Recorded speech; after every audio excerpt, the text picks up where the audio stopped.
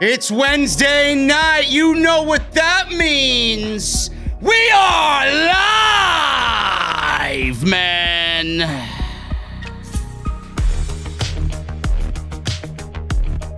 AEW Dynamite tonight, a complete 180 from last week's show. Dax Harwood and Jungle Boy stole the show tonight. Great professional wrestling. MJF and Sammy Guevara. Don't know what's happening there, but there seems to be more turmoil inside the inner circle. The Young Bucks drop a major tease as to what they will be doing at Revolution. Jon Moxley gets some revenge on Kenny Omega. Eddie Kingston battled Lance Archer. And Cody Rhodes was challenged by Shaquille O'Neal for a match at Revolution. We're going to talk about it all, ladies and gentlemen, on the only show you need on your Wednesday night. This is your AEW Dynamite post show. Right here on Off the Script. Now shut your mouth and cue pilot, man.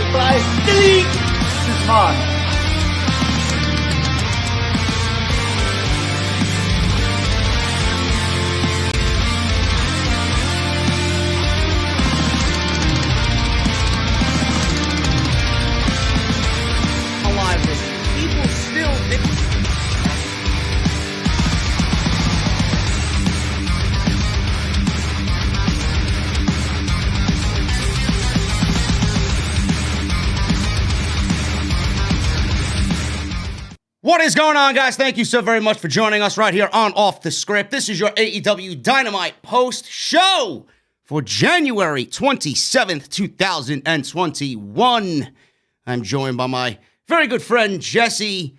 What is going on, man? How are you feeling tonight? And what a complete 180 from last week's decent but not Dynamite-esque show. I thought tonight was a very, very fun show for AEW. Yeah, man. Yeah, been back on track. Like I said, shows like this make me feel vindicated on everything I said about last week's bad show. It happens. Don't worry about it. Be back. It does happen. It does happen. There was a lot of good on tonight's show. And I mentioned it at the top. Dax Harwood and Jungle Boy may end up being the best TV match of the entire week when all is said and done. Obviously, we still have SmackDown to go through.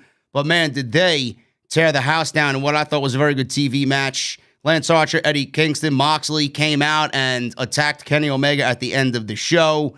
All of this has Revolution implications, which we will talk about as we get on into the show. Revolution happening on March 7th and not the end of February. It got pushed back. We may have a reason for that, as I have news on that particular situation. And we also have a lot of AEW news as it pertains to Kenny Omega. I got news on Cody Rhodes. I got news on the women's division. We got a lot to go over tonight, so I want to thank everybody for joining us right here on your Wednesday night for the post show for Dynamite here on OTS. Just a little sidebar for a second. I have a very busy week coming on up, and me and Big Hodge actually will finally be getting the situation with the CNC underway. Friday, we will be filming an entire season of content for the CNC. This is a well thought out process. So if you guys are interested in all the teasers and all the pictures and all the clips that I've been putting on my social media, we will be unveiling that in the middle of February. We're aiming for a Valentine's Week release.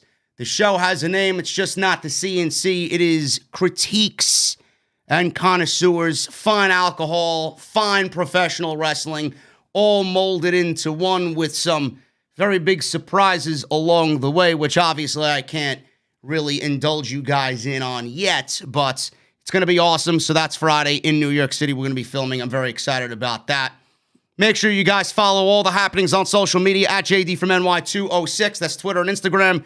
Make sure you guys hit that subscribe button down below. Turn on the bell for all notifications. If you miss anything on the channel this week, Monday Night Raw and off the script from this last weekend, make sure you go and check all that stuff out. Plenty of content for you guys if you want my in real-time thoughts as the news was breaking this week with the WWE Network being sold.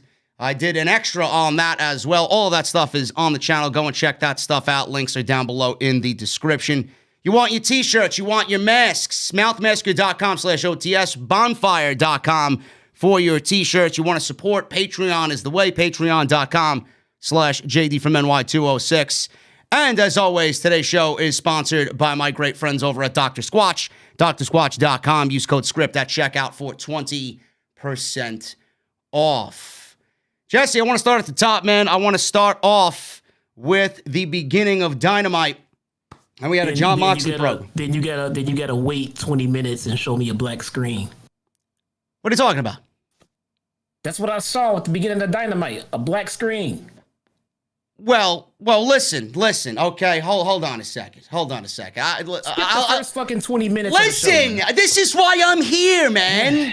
You could talk about all the Britt Baker stuff that you want. I'm sure you didn't miss that one, right? No, I caught that one. Okay, good. That's all I care. That's all I have you for. Yeah. I need you. Listen, I need you to make the show look good because I want to present this to Britt when we have the meet and greets. Okay.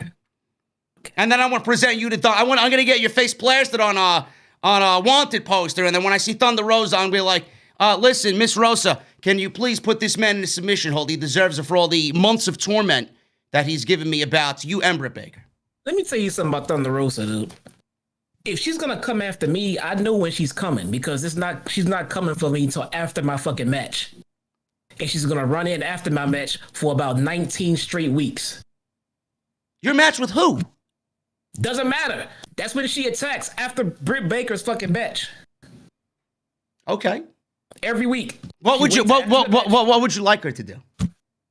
Do it before the match. Do it during the match. Do something different. You know why she's doing it? Because she wants to grace you with Britt Baker's excellent in-ring repertoire.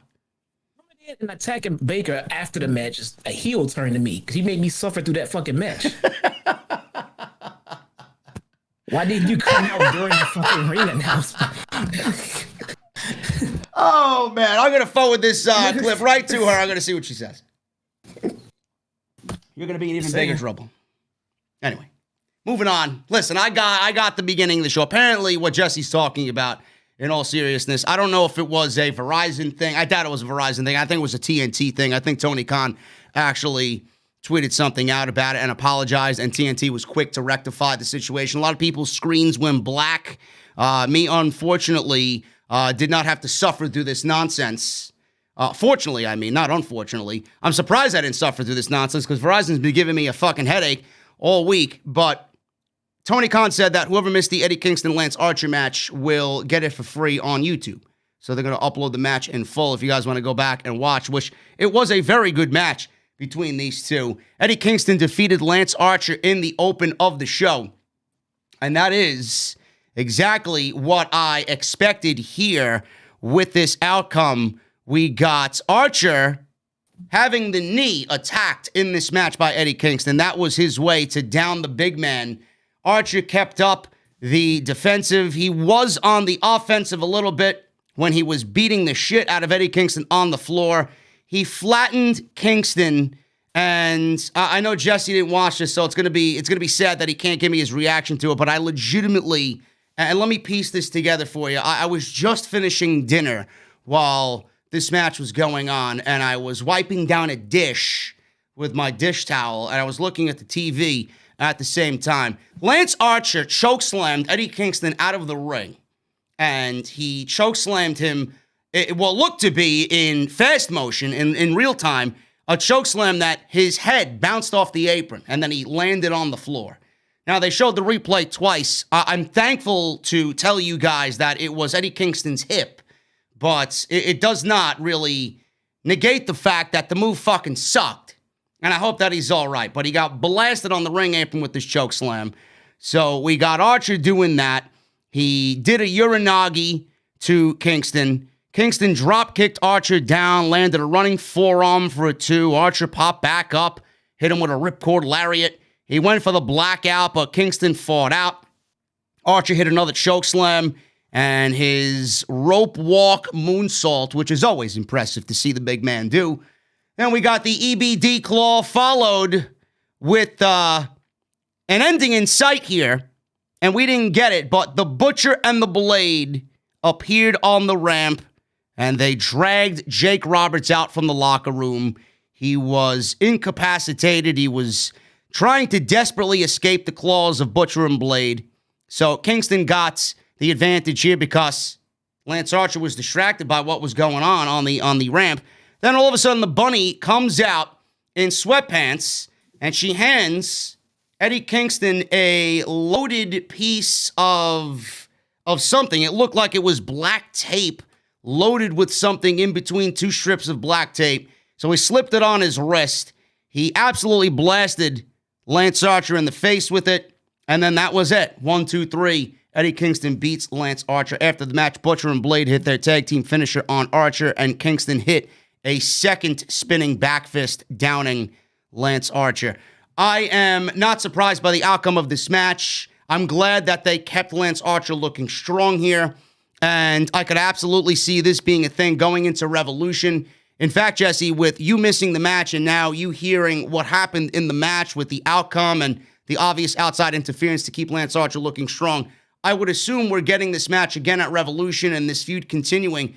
I would love to see these guys in an environment where it keeps all outside entities at bay, a.k.a. a steel cage match, which we all know in wrestling terms. Steel cage matches never leave anybody out of the fucking ring anyway. But I would like to see these two cause carnage and it be enclosed at Revolution. What do you think about that? Sound good. Was it a good match? It was a very good match. Kingston is very good, very scientific with the leg going after the big man. They know what they're doing. They don't need us, us here praising them. But I appreciate the match that they put on, and the outcome was something that I had foreseen, before it actually happened. And I'm glad that they kept Archer looking strong in what was a 1, 2, 3. Well, that's amazing because you told me I didn't miss much when I said I didn't get to see the beginning. You didn't miss anything. That's why, listen, this is why I'm here, okay? What the fuck? You told me I didn't miss anything. Tony Khan's giving it to you for free. What are you complaining about? It's already free on the... No, man, move on with the show, man. Give me your thoughts on Archer being pinned by Eddie Kingston. You know what's going on. You didn't need to fucking see this match to know what's going on between these two guys. Yeah, just hearing that match being booked, I'm glad Kingston won because he was not in the spot to take another L. No, he's really not. He can't lose. He can't lose the next couple. He needs to win some to stay strong. Otherwise, his matches won't mean crap going forward. I actually wouldn't have booked this match because I don't want Archer to lose either. No, I don't want him. I don't want him to. Archer. You said that about Kingston, but I feel like Lance Archer, even though he's a big guy and he's very good at what he does, I feel like he needs a big win too, and he's kind of without that momentum himself. Well, but they got him going down this road of a face turn, and it's kind of a bad time for him to be losing. That's why I said I don't know if I would have booked this match right now because neither one of these guys should be losing at this point. They could have furthered the feud, did something, any kind of spot, segment, backstage, something, but I don't know if I want either one of these guys taking an L right now, especially Kingston. So, yeah, but if you said they were both made to look strong leaving it, then I'm fine with that. I mean, it's not a major, oh my God, Archer lost, but it is Archer probably shouldn't have lost right now. So we'll see where they going from there. Yeah, I'm not too concerned. I think, it's more of a situation where I think, Eddie Kingston is looked at and respected by everybody. So him losing, I don't think is going to deal him a major blow anyway. He just comes off as the type of guy that just genuinely loves what he does, and he's just there to just make sure the company is in good hands and get everybody else around him over. Yeah. That's what he's doing with Butcher and Blade. I know you're high on them. He's going to do the same thing for Lance Archer. So I don't really think a loss for Kingston is going to be that detrimental. Lance Archer, on the other hand, I do think needs some wins. Yeah, I mean, he said I didn't miss anything. Butcher and Bunny and Blade came out. One of my favorite tag teams. Archer almost died. I mean, I didn't miss anything. It's just a whole... Feels like there's too much drama with the Elite. Moxley then brings in the Death Triangle and all the relationships that stem from them. Moxley says he's a simple man, and in the business, there's only one person you can trust, and that is yourself. Moxley tells his partners, Pac and Phoenix, to saddle up for their match at Beach Break against Omega, Gallows, and Anderson. Very simple promo by Jon Moxley, always good, and I'm very much looking forward to that Beach Break six-man tag next week on TNT.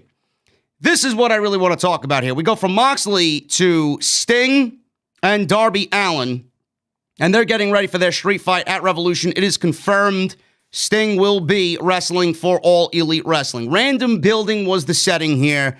Sting talks about Taz, Brian Cage, Ricky Starks, and their upcoming street fight. Sting didn't appreciate being called a hoodlum by Taz. And then Darby Allin says it doesn't matter if you're in the streets, if you fight clean, or if you fight dirty. It's all about surviving. Allin then throws his skateboard through a window, and Allin says it's no different than Sting. Sting then takes his bat and he starts breaking glass with his baseball bat, and he agrees that both of them, Darby and him himself included, are hoodlums. So we got, Jesse, Sting and Darby telling the Team Taz faction that they are indeed what Taz thinks they are, and that is hoodlums. What do you think of this promo here by Sting and Darby, and are you looking forward to this street fight with Sting making his AEW debut? Man, I don't feel like coming off as a mean guy today, man. But look, the promo was fine. The promo was good. I like the promo itself. It's just I'm not into this feud, and it's mostly because of how they built Sting up to this moment. It's like they used him as a catalyst or a pawn in the feud, which is fine. I mean, he can be used for things like that.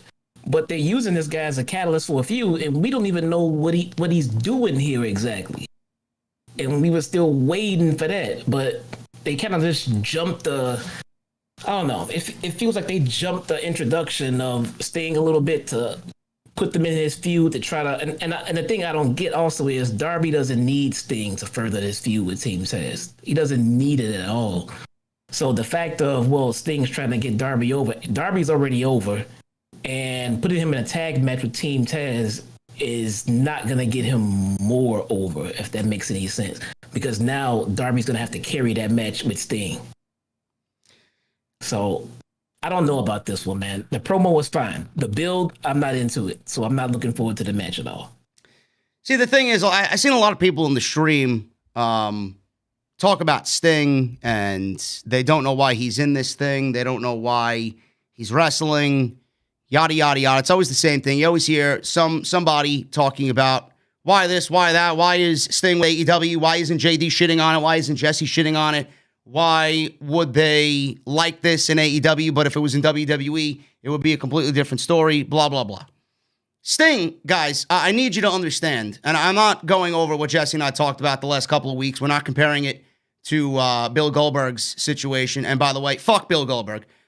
We're not comparing it to that situation. But Sting is not wrestling in a traditional wrestling match. There will be smoke and mirrors here. I don't know what type of workload Tony Khan is going to have Sting do on March 7th. But the reason why this is a street fight is to hide and protect Sting by any means necessary. Sting wanted to do cinematic matches in WWE, and WWE did not want him to do cinematic matches. He wanted a cinematic match with The Undertaker. They didn't give it to him. So they're doing it in AEW. Tony Khan called Sting. You want to do cinematic matches? I got these ideas for you cinematic-wise. Sting says, yes, that's exactly what I want to do. It's going to be a cinematic match. How? I don't know. What is it going to look like? I don't know. What's the vibe going to be? I don't know. I'm assuming it's going to be dark and brooding to fit the Sting character and to fit the Darby Allin character. It may be in black and white for all we know, because that's all Darby Allin does as far as his promo goes anyway. We don't know. But it's not going to be a traditional match. You're going to see a lot of weapons. You're going to see Sting being protected. The baseball bat's going to come into play. I doubt he even takes a fucking bump in this thing. Who knows? But it's going to be fun. And the reason why Sting is here at the end of the day is to make AEW a bigger name, to draw more eyes and ears to AEW. So as far as I'm concerned, this is a win-win situation, and I'm excited to see what they pull off cinematic-wise, even though I do think the cinematic matches are a little played out now as we hopefully get things back to normal. That's just the way I think. You got a new mod, Raging Girl Gamer? Yes. Want to say hello? How are you? She just said she always loves Sting. She is not going to like me by the end of this show. Well, I needed some extra help in the chat because of the Monday Night Raw review. Hoot Media is doing a fantastic job as always, and I just needed to give Hoot Media. You know Hoot Media, Jesse. I gotta give Hoot's overrated, man. Hoot's overrated, man. Well, Hoot Media's not gonna like that. I'm sorry, man. Listen, Hoot Media's not. Listen, I'm gonna get the information to Hoot Media. She's not gonna like that. But it is what it is. Listen, we got a second mod in the chat just as a sidebar because of the Monday Night Raw review. So when Hoot Media wants to go to bed, that's it. That's it. Man. That's look, it. This Sting. I got opinions about this Sting thing. I loved it when it happened, and I think it just spiraled for me. I mean, so why is Sting here to tag with Darby? Why is he here? I mean, so you say overall in general he's here to get more eyes on the show. Okay, why the fuck is Shaq here? This stuff like this is taking a bad Monday Night Raw turn in my opinion. Well, listen. Sting is not Shaq, bro. No, it's not. He's just somebody there to get eyes on the product, which is exactly what Shaq is there for, right? Right? Yeah, but it's a different set of eyes. It's a different set of eyes. It's more of a mainstream eyeball. Sting is gonna grab that old wrestling fan. Excuse me? Then why is Sting here? To get wrestling fans to watch? We're already fucking watching. Yeah. Oh my God. I don't believe I have to discuss this with you. Really? I'm just saying, man. And it might be the way they introduced them. Because I don't have a problem with Sting. I just have a problem with how they're using them in his return. That's all. I mean, and I think the way that they built them up to this moment, and then they introduced this match, and I'm just still sitting here trying to figure out why he's here. Why is Jake Roberts here? I know why he's here. He's here to manage Lance Archer and to cut promos and to get him over and make him look like a badass. Why is Telly here? I know why he's here. Help FTR get over and become a better tag team. Why is Sting here? Bro, Sting is here. How many of those old school fans actually enjoy current pro wrestling, bro? I would say not many. I don't have an exact percentage, but I'm going to go out on a limb and say not many, okay? Sting is going to bring back those disenfranchised fans. Now, have we seen that number rise on Wednesday night? No. But Sting is going to add a lot of pay-per-view buys to Revolution. I'll tell you that. AEW has done pretty good business with the old pay-per-view model, but Sting is there to get those disenfranchised eyeballs back on professional wrestling on Wednesday night. Those wrestling fans that loved what happened in the 90s on TNT. Shaquille O'Neal, I might as well talk about this now, being that you're comparing fucking these two guys and it's not the same. Shaquille O'Neal, believe me, I agree with you. I fucking hate it, okay? I hate it like I hated Pat McAfee. And Pat McAfee is going to blow this shit out of the water. I hate when D-list celebrities try and join in on pro wrestling. Shaq doesn't have any business being in a pro wrestling ring. I couldn't give a single fuck about Shaquille O'Neal. Or Jade Cargill, for that matter. I don't know what the fuck she's going to do on March 7th. But Shaquille O'Neal is bringing over that sports-centric audience from TNT. They know him from NBA Tonight. He's going to come on over here. He's going to bring those people that made fun of Jericho's dad bod over here to see professional wrestling. They're going to have more eyeballs on the product. It's two vastly different sides of the coin. I don't like Shaquille O'Neal. I don't mind Sting. I know he's not there to take world championships, but with Shaquille O'Neal being there is going to bring more mainstream ESPN coverage to AEW than they've ever had before. That's what they tried to do with Mike Tyson. I didn't like that either. But yeah, I get it. I'm not an idiot. I get it. I don't have to like it. The thing that I liked about the Mike Tyson spot is he came in, he did his spot, and he left. That was it. Now, but outside of that, if you ask all of the WWE guys about why all of the part-timers come in every year right around the Rumble, the answer will always be to bring more eyes onto the product. So, I mean, that's literally the same excuse that they give us over there. Literally the exact same thing. Well, I'm not giving AEW a pass here. AEW is going to get coverage on ESPN for this. And that in itself, when they're on primetime coverage, sports late night, that's all that Tony Khan cares about. Will it do anything? Probably not, because it never does anything. But that's worth its weight in him being in the ring for 5 minutes. They bring in, okay, so I turn in, I'm not a normal wrestling viewer, and I turn on to watch Shaq, because I watch Shaq on other programs. And I tune in and I see Shaq in a match with Cody. How impressed am I going to be with a Shaquille O'Neal wrestling match? Now, the Pat McAfee thing is a fantastic example, because if I'm an outside eye and I tune in to see Pat McAfee, I was probably amazed because the guy was fucking great. But are we going to get that performance from Shaquille O'Neal? No, we're not. No, we're not.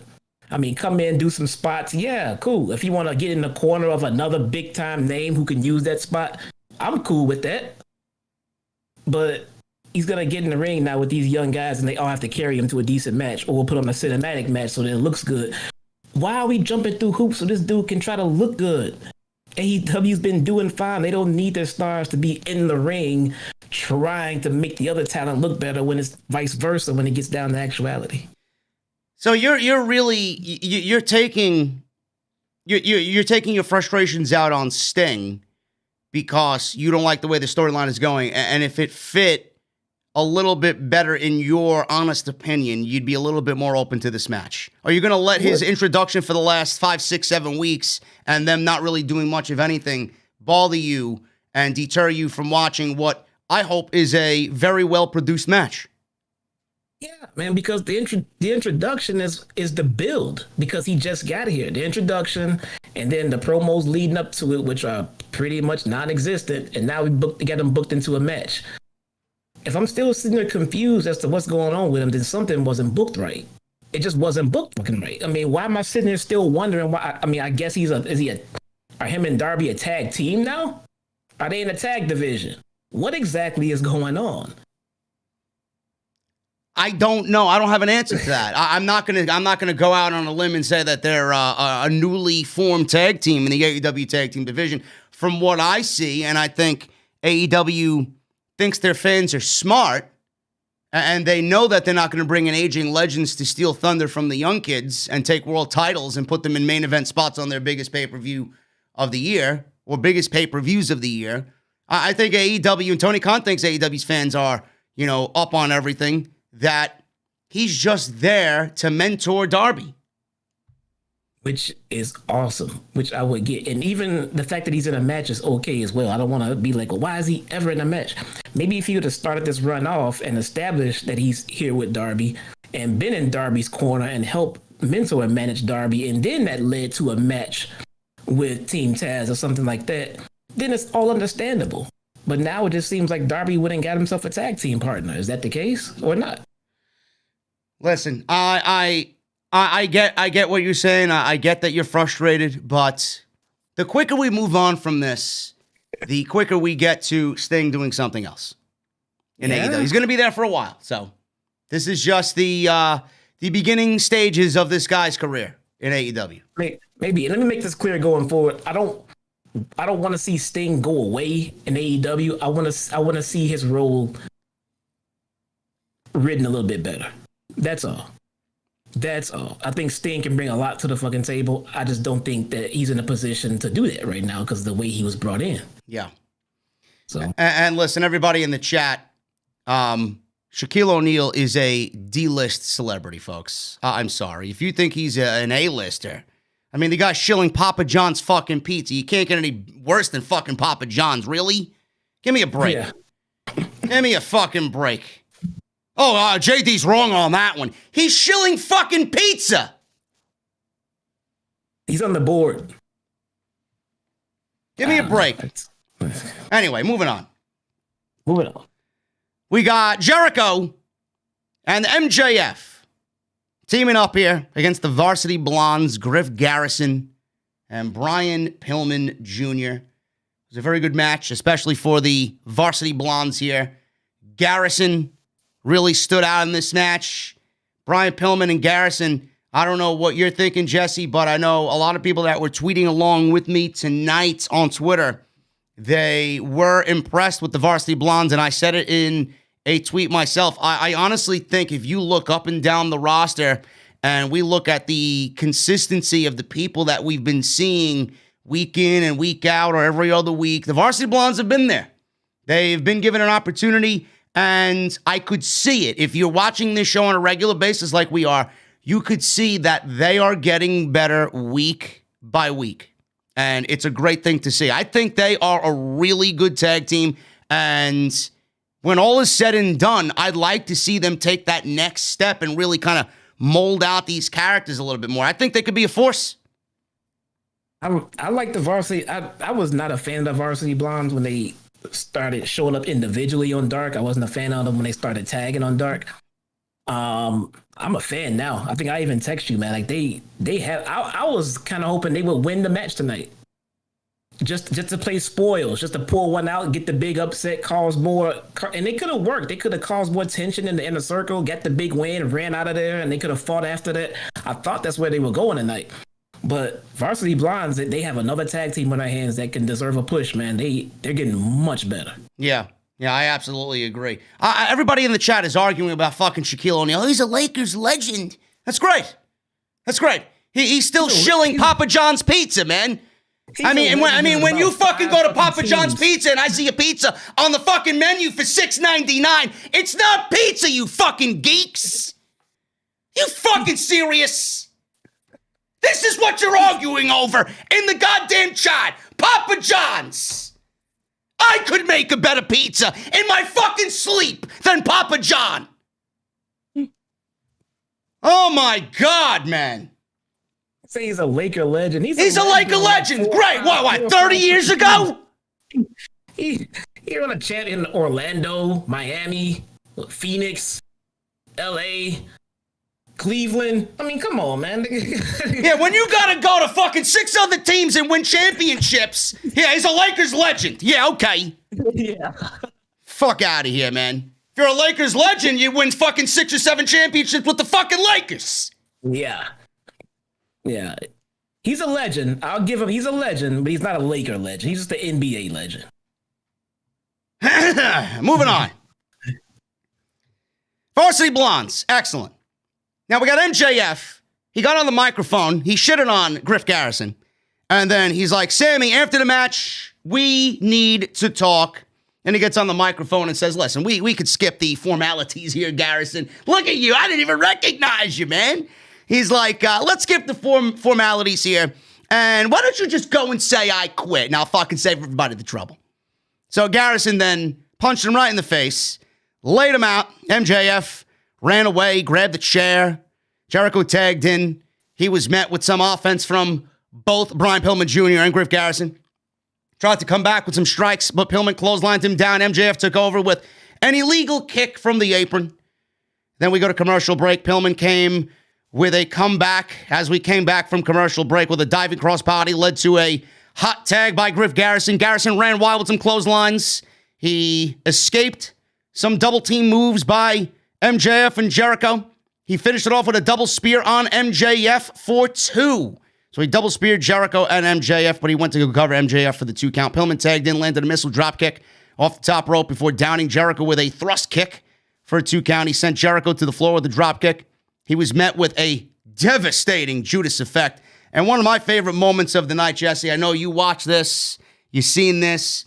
Jericho, after the Judas effect, nailed Pillman Jr. Came off the top rope. Nailed him in the jaw. He laid him out. He goes for the lion salt.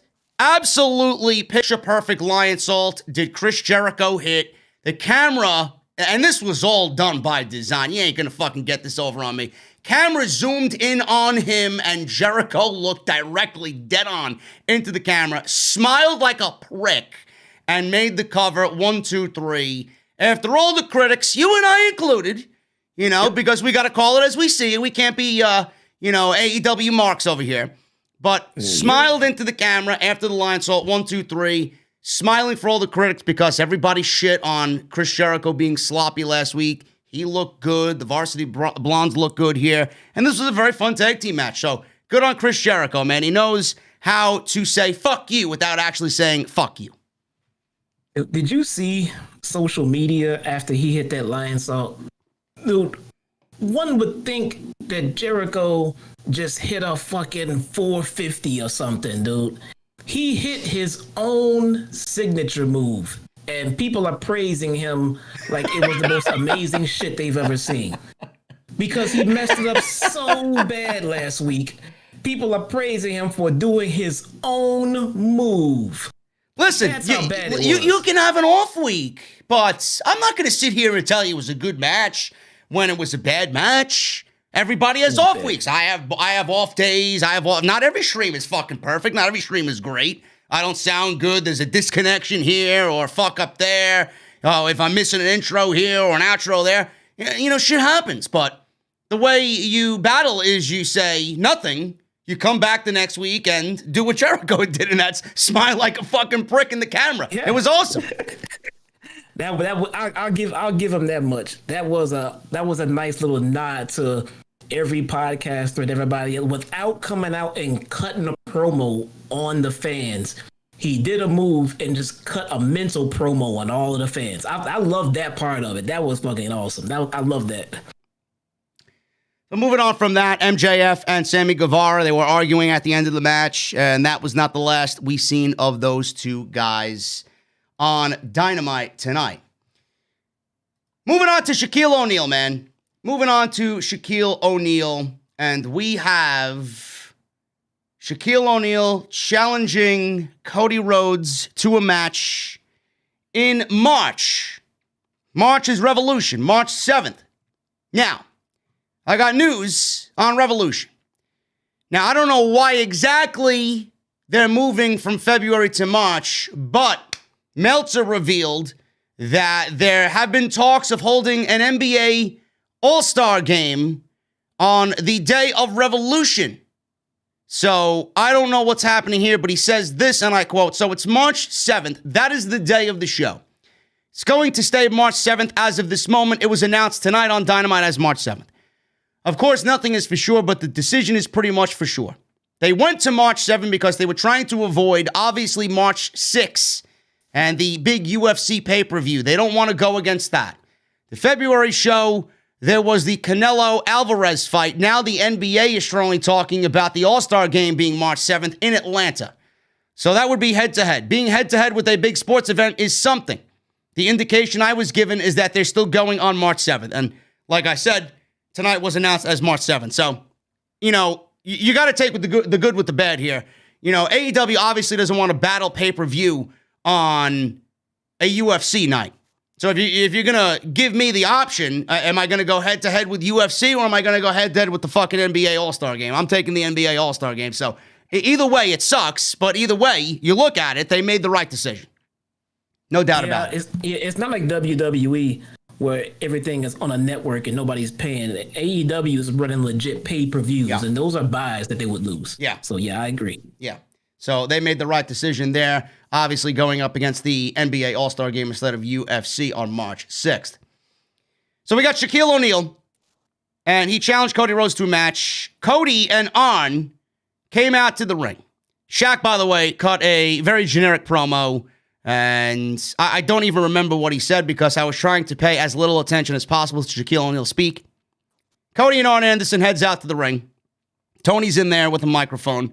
Asks Cody what he has to say to Shaq and even Jade Cargill after last week on the waiting room. So Cody says that he would like to keep it simple. Shaq and Jade versus Cody and Brandi.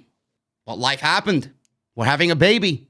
Cody says he differs to his coach when he's not sure where to go.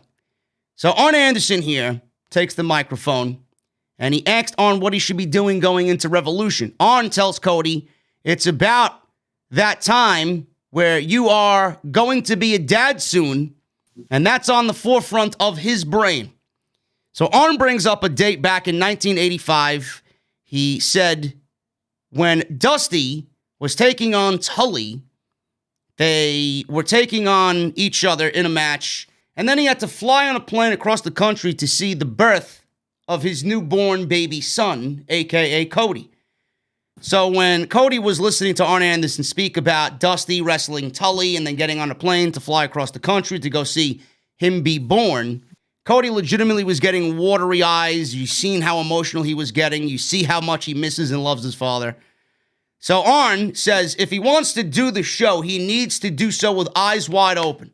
So Arn brings up Shaq's career in the NBA. He says, yeah, Shaq is a legend in his sport. Then we got Jade Cargill. She does the same thing when she walks into the room. She owns the room because of her presence. And then Arn brings out somebody that is not Brandi that is going to potentially battle Jade Cargill, and that is Red Velvet. And this is being positioned as a situation for her to be Cody's partner at Revolution against Jade Cargill and Shaquille O'Neal. So she gets on the microphone and Arn says, listen, she has the fire to do it, just like Cody. Red Velvet takes the microphone, looks at the camera, and says she's out here tonight because she's tired of getting attacked and Brandi getting disrespected by the coward Jade Cargill. Velvet says that Cody would never put a hand on Jade, but she's Red Velvet, and I will stir your bitch ass up. And Tony then said it sounds like the ball is in Shaq and Jade's quote-unquote court. Now, I said this on Twitter, Jesse. Shaquille O'Neal and Cody Rhodes in a one-on-one match would be a fucking nightmarish situation, okay? I don't like it. If this was WWE, I would shit all over it. AEW, I'd shit all over it. You guys know how I feel when outsiders come on in to pro wrestling. I get why they're there. Don't steer me wrong. I get why they're there. I don't like it. It makes the show worse, okay? I think these companies could do better than putting these non-wrestlers in the ring. We got lucky with Pat McAfee and how lucky he shut everybody up. But the thing here I want to talk about is we're not getting the one-on-one match. We're getting the tag team match. So if we got to get Shaquille O'Neal in the ring, this is probably the best option for that to be happening. But how great of a situation, Jesse, is this for Red Velvet? A, she cut a great promo. B, she commanded the microphone tonight and cut what I thought was probably the promo of her life, short as it may have been, promo of her life. And she's getting this opportunity on a major pay-per-view to be a breakout star. What is she going to do with it? And how do you think she's going to fare here? And a lot of people were saying we could be looking at a top-tier talent in the AEW women's division when all is said and done. Yeah, I'm actually kind of proud that I saw the fact that Red Velvet definitely had something back when she was still jobbing on Dark. And in the second I did, I remember coming on here and saying, hey, this Red Velvet character, man, she's moving and she's moving fast. And they put her on Dark and they put her with Brandi and everything else. You don't go from jobbing on Dark to being in a promo right next to, the EVP's wife, the chief Brandi officer. You something. So right away they saw that. So in totality, Red Velvet went from looking at the lights, less than a year ago to being in a very high profile match for the company and the network. So I think that's a lot of faith they have in her. A lot of faith. Yeah, it's going to be up to her to see what she does with this. I don't know how this is going to fare because Jade Cargill is a relative unknown. And you're going to throw... It's going to be terrible. Yeah, that's what I'm afraid of. You know, I would like for her to be in the ring and get some squash matches under her belt, so at least we can see what she does. I have a feeling that this is going to be fucking absolutely atrocious. That's my nightmare situation. Has anybody asked this, since I'm in the mood to just get booed and shit on in this chat tonight? What is the relationship between Jade Cargill and Shaq? That is an excellent question. That is a JD-esque question. Why are they together, and what is their relationship? Why wasn't this discussed or explained on TV? I mean, why? Shaq is married, and that's not anywhere. He's not dating her. I mean, what are they? How are they paired?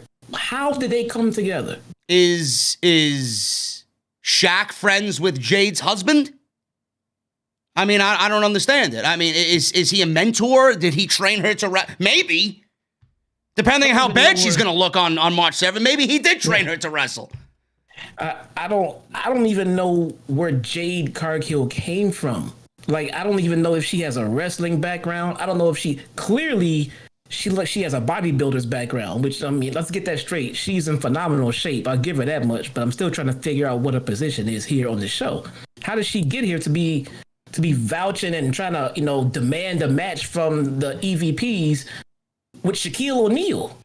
I don't know. How did that pairing come about? How did they? I mean, it just showed up. It just started talking. Me and Shaq. Wait, what the fuck? You and Shaq? What you and Shaq get to do with shit? Who are you? You know, it just kind of spiraled and just kind of flew. Then Brandi got pregnant. They changed everything around. So I don't know how we got here to Jade Cargill and Shaq versus Cody and Red Velvet. I mean, think about that. I have no idea why these four people are together in a ring. I don't know. I mean, the ever so important question in pro wrestling that WWE never gives you the answer to. Why? Now we got AEW doing it. They're not answering the most important question in the room. Why? Somebody said that Jade is Shaq's personal trainer. I don't know if that's true or not, but let's just say it is. She's terrible at her job. Well, I mean, well. Listen, if that, I doubt that's true. It may be true. Who the fuck knows? But if that is true, why wasn't that explained on TV? Yeah, right. That's all you got to give me. I wouldn't be asking this question right now. Yeah. We don't know. We don't know why they are together. We have no idea. So now, what about this situation? What about someone in the chat mentioned her name, and I'm going to throw it by you. I doubt this happens, but it's an interesting scenario if it does happen. What if Cody? Well, what if Red Velvet gets attacked and she gets taken out of the show, and she's just a temporary fill-in for now? And what if Cody goes out and gets Tessa Blanchard? And Tessa is Cody's partner. Then Cody just turned heel. He turned heel. He just turned heel. He turned heel by bringing in Tessa Blanchard. Oh yeah. And Tessa Blanchard is a heel. Yeah. Right now, believe me, look, I don't think they should bring her in, but it's not about what I think. Now, I think if they're gonna bring her in, she better come in as a heel, because she's just gonna get booed. So just bring her in as a heel so she can earn her boos. Hey. She needs to attack. She needs to attack a super baby face if she's gonna come into a company. She can't come in and try to get cheers. Not going to happen. And they're getting ready to get live crowds back. Bad idea. Yeah. Let her come in, get booed, and fine, she's a heel. Get her boos. Yeah, we'll see. I doubt that's gonna happen. It was just something that I seen floating around in the chat. I wanted to run it by everybody. So Red Velvet's getting that spot. I think that's the right decision.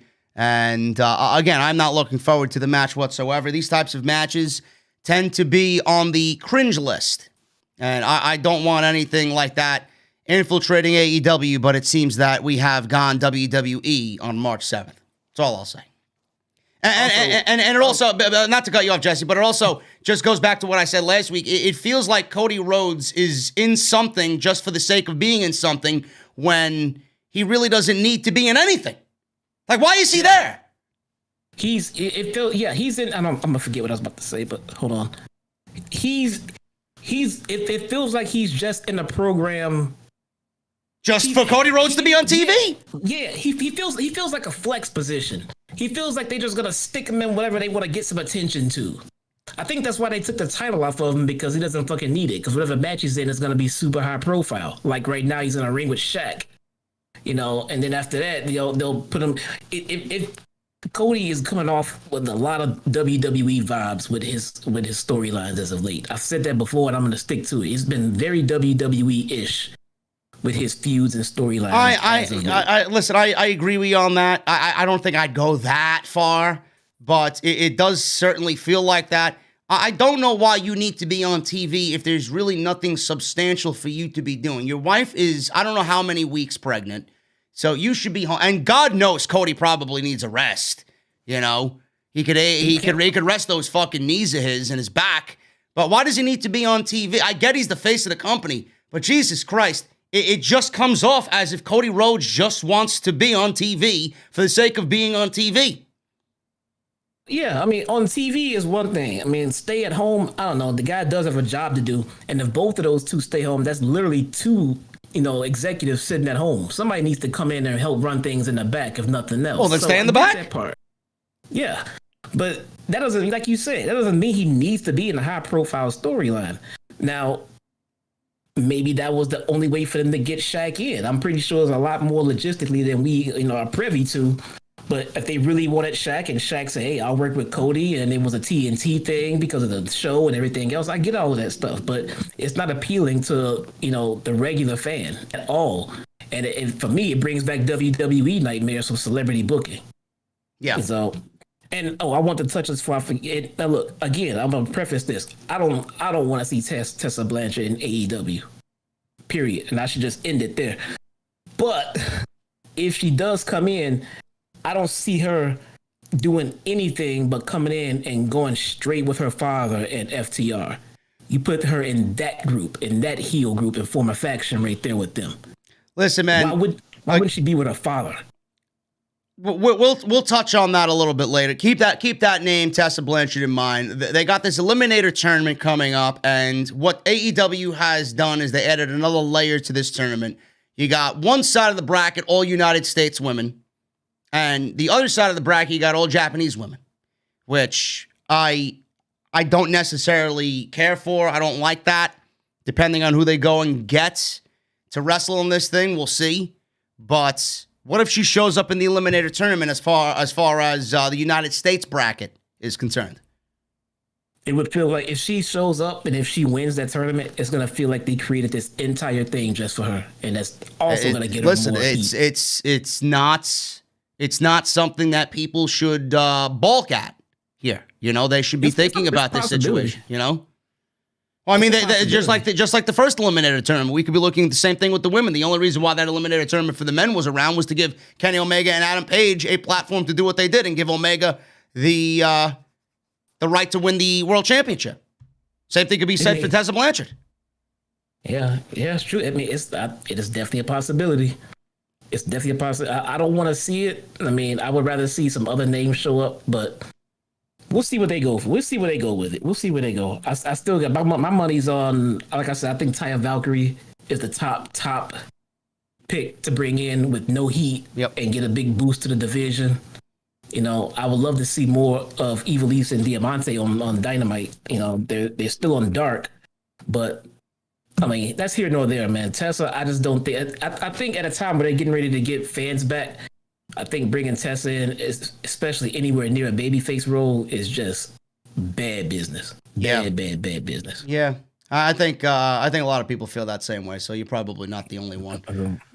But as far as Cody Rhodes goes, there's one last piece of information here. I don't know how many Jim Cornette fans are in the chat, but Jim Cornette recently stated that Brandi Rhodes is the reason people don't like Cody. Now, he said this through his drive-through podcast, and he was discussing Cody Rhodes in AEW. He brought up Brandi and blamed her for a majority of the heat that Cody has with fans. He says this, and I quote, Brandi, I assume, would have turned heel.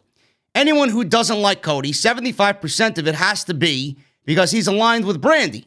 And she's been completely insufferable on her entire run of that program. So most of the people who don't like Cody, I'm sure it's because of Brandi. They say, well, if we get rid of Cody, then we have to look at Brandi Or if we get rid of Cody, then we don't have to look at Brandi anymore. She's got a lot of heat for being on his shit. If she's over somewhere else away from it, then she's okay. When she was in his shit, she was getting heat on him. End quote. Now, I don't necessarily think that is a true statement. I don't think many of the AEW fans, look at Cody and Brandi as being a reason to not like Cody. I think a lot of fans separate them. If you like Cody, you like Cody. If you don't like Brandi, you don't like Brandi. I don't think they lump them together. In fact, we've said many a time, you and I have said many a time, Brandi is actually better when she's managing Cody Rhodes. So yeah. It's a situation where I would like to see more of that when we can actually get back to that. But like you said before we started, Jesse, I don't know why anybody wouldn't like Cody. I know Cody is not well liked by everybody, but if you don't like Cody, you don't like Cody. And the reason is not Brandi. All I'm going to say is that. How about this little nugget? I bet you more people dislike Cornette than they dislike Cody. I bet you that shit. I would absolutely agree. I would absolutely agree. I would actually say more people dislike Cornette than they do Brandi. Yeah, I don't know. Look, I get how Brandi's unlikable. I do get that because she's not very good in the ring. But Cody? I mean, I might not agree with the feuds he's picking and choosing, but I don't dislike Cody. Cody's awesome. Listen, if you don't like Cody, you don't like Cody because he is Triple H of AEW. He's always giving himself that Triple H preferential treatment, right? Or he is, like we discussed before, putting himself in situations when he should realistically just be sitting next to Tony Khan and Gorilla, or whatever the case may be. But if you don't like Cody, you don't like Cody. It's not because of Brandi. Not because of Brandi. No. Guys, I want to thank you for joining us on Wednesday night here for the post-show AEW Dynamite. We got 1,061 in the chat. Super chats are open, so if you guys want to get those super chats in, we'll be hanging at the end of the show. Kevin Castle's in the chat. What's up, brother? Kevin Castle. Hit those likes, guys. Get those likes up. We are at 381. I'd love to see us get to at least 600 before we get on out of here tonight.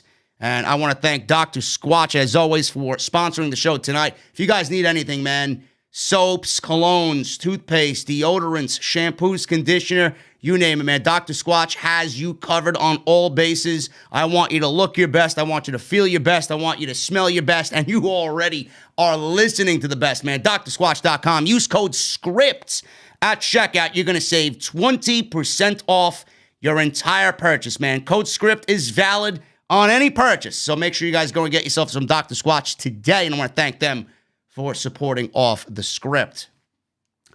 Moving on, guys, we got Pac. He talked about Kenny Omega. And he called Omega a manipulator and a cheater. And told Omega to bring his good brothers because he and Phoenix will show them the true meaning of brotherhood. Next week, Omega faces the consequences of his actions. It's going to be fucking awesome to see Pac and Omega back in the ring on Dynamite. Very much looking forward to that 6-man tag main event next week. Hey, I just put in the chat. If we get 700 likes tonight, I'll wear a Britt Baker t-shirt. There you go, folks. Jesse just made a challenge to all of you. 700 likes in the chat right now. If you guys can get 700 likes, Jesse's going to wear a Britt Baker shirt next week on the show. There you go. Prove him wrong, folks. Come on. Get those likes up. That's something I'd love to see, too. Shit, if we get 1,000, who could I wear? If we get 1,000. Dana Brooke. No. Listen. Brooke. No, confirm. Nah, it'd have to be a Charlotte Dana Flair Brooke shirt. t-shirt for 1,000 thumbs up. It'd have to be a Charlotte Flair t-shirt. No, Dana Brooke is worse. You would want me to wear a Dana Brooke t-shirt? Good luck even finding one. Yeah. Oh, yeah. Does she even have merchandise? Yeah, probably not. We'll make you one. I don't know. We'll see. If we could get 1,000, we'll discuss it. 1,000. I need 7. Jesus Christ, we're at fucking 512. What the fuck? Man, I told you, man. Don't fuck with these people. These fans, man, the OTS fans, man, they're fucking rabid. They take a fucking bullet for me over here. Jesus Christ, you better start looking for a fucking Dana Brooke shirt. Listen, if we get 1,000, I'll wear a Bruce Pritchard t-shirt, okay? Dana Brooke. Hey, this guy. 1 in the chat for Brooke, 2 for Pritchard. Listen, this guy, John Handcock, in the chat, 1,000 likes, and JD wears a Goldberg t-shirt. Oh, God. You should ban that guy. Oh, man. Anyway, moving on. We got Adam Hangman Page on the show tonight. Catering. Look, you're wearing catering, bro. Catering. Sonny Kid. Listen, guys, don't go out. Listen, come on, man. One. Oh, there's some twos. No, two's making a comeback. Give me a break. Adam Hangman Page, Jesse, he was on tonight's show, and I don't know, man. He wrestled somebody that looked very familiar, man. He wrestled somebody that might actually have a brother somewhere. He may be a tag team champion somewhere. I can't put my finger on who that may be, bro. Who is it? Real funny guy. You know, you should be a stand-up comedian. You know that? Who is Just saying. Stand-up comedian. Ryan Nemeth, a.k.a. Dolph Ziggler's, I guess, baby brother here. Ryan Ziggler? Yeah, Ryan Ziggler. I was expecting a lot more from this. They touted he was a 10-year veteran. He didn't look bad. He's not Dolph Ziggler. 10-year veteran in what? In wrestling. Dolph Ziggler is an amateur fucking collegiate wrestler, bro. So I'm sure his brother is the same thing. Hold on. His brother is like a 97-year veteran in the largest wrestling company in the world. And he's a 10-year wrestling veteran. And we haven't seen this guy in any dark matches or NXT or Performance Center or nothing like that. Listen, bro, you know, I am very confident in my masculinity here, okay? I will say this. Dolph Ziggler is definitely the better looking of the Nemeth brothers. And I would assume that's the reason why he didn't get looked at. That's all I'm going to say. What's that got to do with anything? What are you talking about? Because he's ugly? He doesn't get it. What's that got to do with anything? This is WWE, bro. Are you fucking kidding me? Fucking Titus O'Neil's had a job for 30 years there. Titus O'Neil is baking potatoes and catering, bro. He's not on TV. It's true. Okay, This guy's cutting fucking bacon bits backstage. You want him to be on fucking TV. Yeah, it's true. Fair enough. Anyway, Adam Hangman Page against Ryan Nemeth. I don't know what his status in AEW is or if they're looking at him seriously, but regardless of that, Page beat this guy with a buckshot lariat for a 1-2-3. And Tony Schiavone came down to the ring to after the match to talk to Page, but Matt Hardy was outside in Page's corner.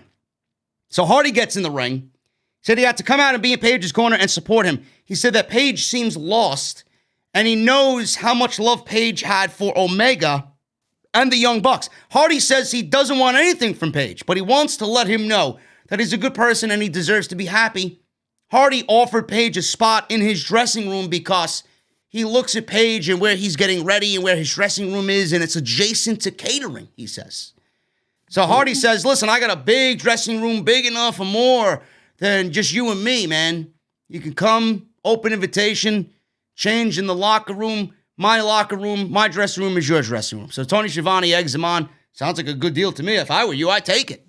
And Adam Page stood there and said absolutely nothing. Now, again, this was out of the blue, but Matt Hardy is building his own personal business here. He's already got Private Party. He's probably looking to enlist Adam Page here to his ranks.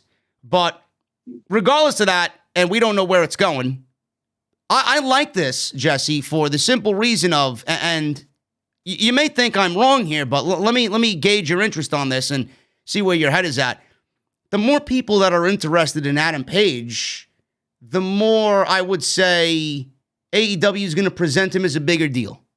And right now he could be somebody that is in need of being that bigger deal. I feel like he's lost a little bit of momentum here.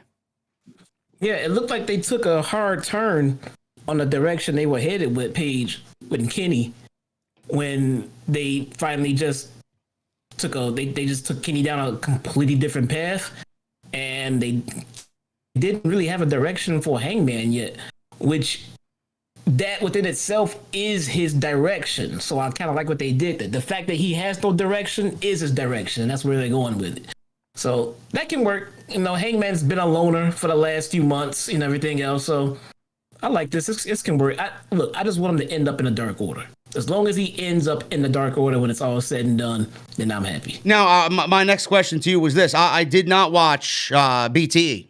Is Paige and the Dark Order still mingling on BTE? Yes. Okay. Absolutely. So they didn't do it on TV, so I was under the assumption that they might be moving Paige away from the Dark Order because they have absolutely nothing to do with each other this week. Yeah, everything we're seeing on TV now is all bleeding from the dark, from BTE. The Dark Order stuff, Paige, everything else. Matt Hardy has been his big money gimmick on BTE for a very long time. He had the Bucks too. I mean, it's kind of ironic, Matt Hardy going to Hangman and saying, "Look, you have no direction." I'm like, the guy who has 37 gimmicks is telling someone else they have no direction. Go figure. But it does seem like they're going to settle down on big money Matt. And he's not in the ring as much, and he's playing his gimmick very well on BTE and everything else. So I kind of like what they settled down and went with for Matt Hardy. I'm liking this a little bit more because he has the charisma and the ability to pull this kind of stuff off for months on end without having to get into a match and completely scaring his fan base again. So I kind of like where they're going right now. Yeah, very interested to see where they go with this. And Adam Page is a sought-after guy in that locker room. So we'll see what happens with Matt Hardy moving forward. Nice little twist of the match that got people talking tonight on Dynamite. Dax Harwood and Jungle Boy. This was a match when it was made last week that I was very much looking forward to, and it resulted in exactly what I thought it was going to end up as. Dax Harwood and Cash Wheeler, I will say this, and everybody knows me from when they were in WWE, from when they were in NXT. They were at once upon a time looked at as the best tag team in the world, even when they were with WWE. When they were in NXT, they were on top of the wrestling world tag team-wise. Then they go to the main roster, they get fucking buried. Nobody really finds interest in them. Vince hates tag team wrestling, so they died 1,000 deaths on the main roster. We all know how that company just doesn't get tag team wrestling. And then they join AEW, and they break out. They are doing everything that they want to do. And we all look at FTR as the best tag team on the planet. I think it's pretty safe to say. But them individually, I could see being just as great as professional wrestlers. Dax Harwood tonight, I think everybody shows a greater appreciation for what that guy can do in the ring as a single. And the same could probably be said for Cash as well. He brought Jungle Boy to Jungle Boy's best one-on-one match. And that is a list of Sammy, of Jericho, of MJF. This was his best one-on-one match. This match was a great, I would say damn near perfect TV match for both of these guys. Dax made Jungle Boy look even better than Jungle Boy looked in previous weeks by professional wrestling standards. And that's exactly what I wanted out of this match. And I love the outcome of this match, and I think you said it last week, Jesse, that Jungle Boy needs to win here. It's all right if Dax loses a singles match, because inevitably we're going to get that 2-on-2. We're going to get FTR versus Jungle Boy and Luchasaurus, and it's probably going to be a number one contenders match for the tag team titles, and it's going to tear the house down, and they're going to just blow everybody away. But what they did here was absolutely fantastic. Dax looked great, solidified FTR as being even better than they were. Jungle Boy, unbelievable tonight. This was the best TV match of the week, and we're not even through Friday yet. Man, I don't know what to say, man. This was Jungle Boy's night. Yep. And this guy, man, I mean, guys like him and MJF, I mean, these are guys that we're going to be seeing battling for the world title 10 years from now. And then beyond that, these guys are young and they are nowhere near the prime of their career. Jungle Boy has a ridiculously high ceiling in this company. Jungle Boy is one of the future pieces of this company right now. He looked awesome tonight. And fucking great. This was a situation where Dax slowed Jungle Boy down. You didn't see the flips. You didn't see the dives. You didn't see the fucking topes. You didn't see the 100 miles per hour for 15 minutes. Dax grounded him. Dax made Jungle Boy think. Dax made Jungle Boy counter. Dax made Jungle Boy wrestle tonight. Jungle Boy is a better professional wrestler after this match with Dax than he was 2, 3, 4, 5, 6 weeks ago. Yes. Unbelievable. Easily. Harwood and Jungle Boy trading offensive moves middle of the match. Dax was really breaking him down with headlocks and submissions, really grounded him. Went for that strategy because we all know Jungle Boy can fly. Jungle Boy going to the top rope. Harwood got to him before he reached the top rope. He slammed Jungle Boy to the mat, got a near fall. So both guys trading slaps to the face. Jungle Boy hit a super kick. Harwood hit a clothesline. Jungle Boy then reversed a power bomb. Got a near fall out of it. Harwood hit a springboard power bomb that looked ridiculous. Got a near fall of his own. Jungle Boy then hit a backstabber. And then 2 German suplex. Harwood got out of a suplex attempt, hit a DDT on Jungle Boy, and Harwood got a near fall off that DDT. Jungle Boy was on the top rope and hit a move. Harwood rolled into a pinning attempt, and the two traded near falls back and forth about 6 times. Awesome spot. Got the crowd chanting, "This is awesome." Jungle Boy then eventually got Harwood into a snare trap and got the submission win. So not only did Jungle Boy look great, but he won with a submission maneuver. That's awesome. Damn near perfect TV match. Post-match was even better. Now, at the beginning of this match, Luchasaurus handcuffed himself to Tully Blanchard and Cash Wheeler. Marco Stunt was not out there. So he kept Cash Wheeler and Tully Blanchard grounded so they could not interfere in this match. They tried to, but they were not going anywhere, being chained to the dinosaur. After the match, Wheeler and Tully got out of the handcuffs and they blinded Luchasaurus. They hit a 3-way attack on Jungle Boy, and then they handcuffed Luchasaurus to the ropes. They took a pair of scissors and they cut the horns off of his mask, and they took it as a trophy piece at the end of this post-match attack. This was great, Jesse. Great shit. Great shit, dude. I don't know who's behind this push of Jungle Boy, but it's working. Remember when Luchasaurus was the winner in that group? Yep. That momentum has shifted, man. Jungle Boy is the leader of that group right now, which it's kind of how it should be because Luchasaurus can get over on his size and looks alone.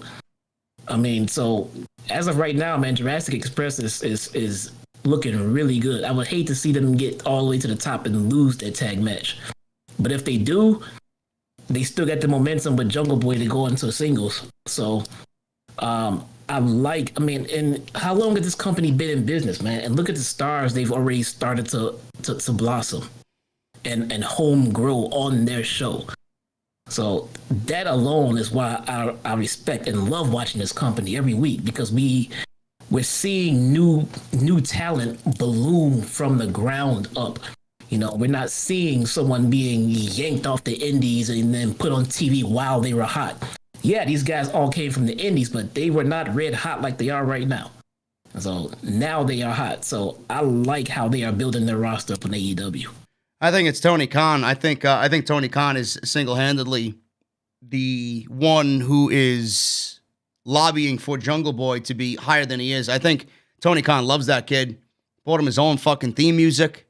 And, yeah. I mean, I definitely do see what you're talking about. The tides have definitely changed. It was when you and I were in the luxury suite for All Out. I remember vividly with you sitting right next to me, fucking Luchasaurus had that place on their feet in the opening match.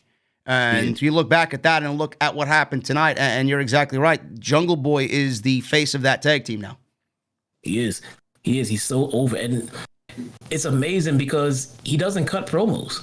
No. You know, he's doing it all in just ring work and just believability, and he's just likable. He's a very likable babyface. So, and guys like Luchasaurus can cut the promos for the group. This is an awesome dynamic. I'll even put Marco Stunt in here because he can come in and take the heat. He can come in and take bumps, and he can come in and take beatings, and those will come in as Jurassic Express are taking these beatings when it's actually just Marco the one getting beat down. They can keep a Luchasaurus and Jungle Boy a little bit stronger. You can't do it every week, but it's okay for him to get beat down a little bit, and then the big guys come to the rescue. I like the dynamic that they have with these three. I really, really do. I'll even go as far as to say I was one of the ones that didn't want to see Stunt with the group at all. But I even like how they treated him. He's not out there every week, and he's not out there, beating up on Brian Cage and trying to pick. No, he's booked to his size, and he's treated to the way his size. So I like what they're doing with Stunt in that regard as well. Yeah, I'd have to agree with you. I'm not a fan of Marcus Stunt, but yeah, you're spot on with that. They've booked him, to what he is capable of doing. They're not over pushing him and making it, not believable. So exactly. you got to give them that credit. And yes, the AEW's mission statement was to create new stars and get them to be household names. And Jungle Boy, MJF, Orange Cassidy, all those guys, Darby, they are absolutely, and if you don't think so, you're a blithering idiot, on their way to doing exactly that. And their mission statement, even though some of you might not think that it's, AEW let you down, they lied, this and that, they didn't. It's a work in progress here, and it's showing every single week. Yeah. We got Daly's Place. Outside Daly's Place, Taz responded to Sting and Darby's promo earlier in the night about the street fight. There was a group of guys with a merchandise table outside the venue, and there was a bunch of Sting and Darby merchandise hung up on this table. The group beat up all of these merch guys, destroyed the table. Starks put one guy through the table. Cage, it might have been Will Hobbs, actually. I don't want to take away anything from Will Hobbs. Will Hobbs launched this fucking guy. He picked him up, and he launched him into the barricade. He then goes over to him and does the Kevin Nash, Rey Mysterio lawn dart from Nitro all those fucking years ago in the 90s. Lawn dart this motherfucker right into the side of the truck that was out there. Brutal stuff. And then Taz was talking shit as always. Hooligans they are. You want to talk about fighting dirty or whatnot. And he says Sting and Darby are going to get their asses beat in this street fight. This was awesome. I want to talk about something with somebody in Team Taz right now. And I think you know who it is. So, I watch Dark every week. Mm-hmm. I might not get through the whole show because it is 3 hours long, but I mean, most of the time I do get through the whole show. But for the most part, and everybody else who watches Dark in this stream, they know they pretty much at least start off every show with Starks on commentary. Dude, let me tell you something. This guy fucking sucks on commentary. He is just fucking bad. He's so bad. Ricky Starks is so bad on fucking commentary that you'll hear Taz, even Taz himself, call him out for the mistakes he makes while he's commentating. Well, before you continue, why is he there then? I don't know. I don't know, man, but the guy is there every week and he just brings down the whole vibe of every match he's in. I don't think I've ever heard him put one person over in any match, maybe one person, but outside of, dude, the guy is just such a this is, I know you told me this a couple of days ago, and I find this very difficult to believe because he's legitimately one of the best promo guys that they got. And he can't translate that to commentary. I find that very hard to believe.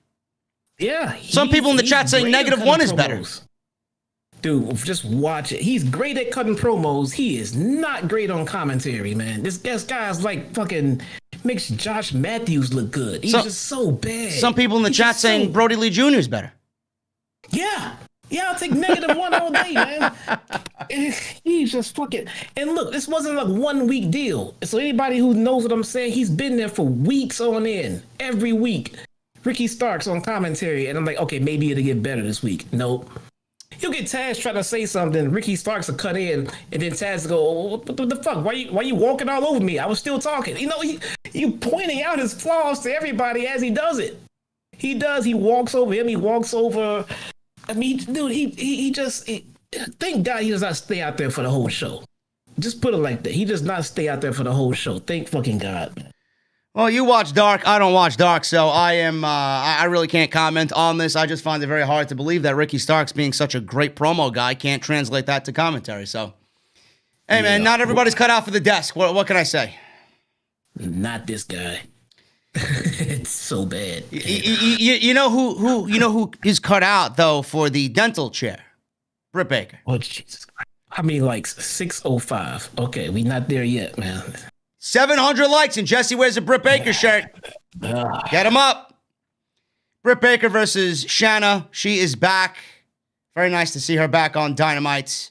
Britt Baker here. I did not think Britt looked bad at all in this match. We got Shanna back. She looked really on top of her game after being away, for several months because of the pandemic. And this was not a bad women's match here. So we got both of these ladies going back and forth. Dr. Baker wins here with the lockjaw. Shanna sent Baker to the canvas, landed a clothesline. Baker escaped, blocked a move of Shanna's and reversed into a cradle for a 2 before hitting a short thrust kick. Swinging neck breaker for a 2 count. Baker went for the lockjaw, but Shanna cradled out of it and hit a stunner and then a running drop kick.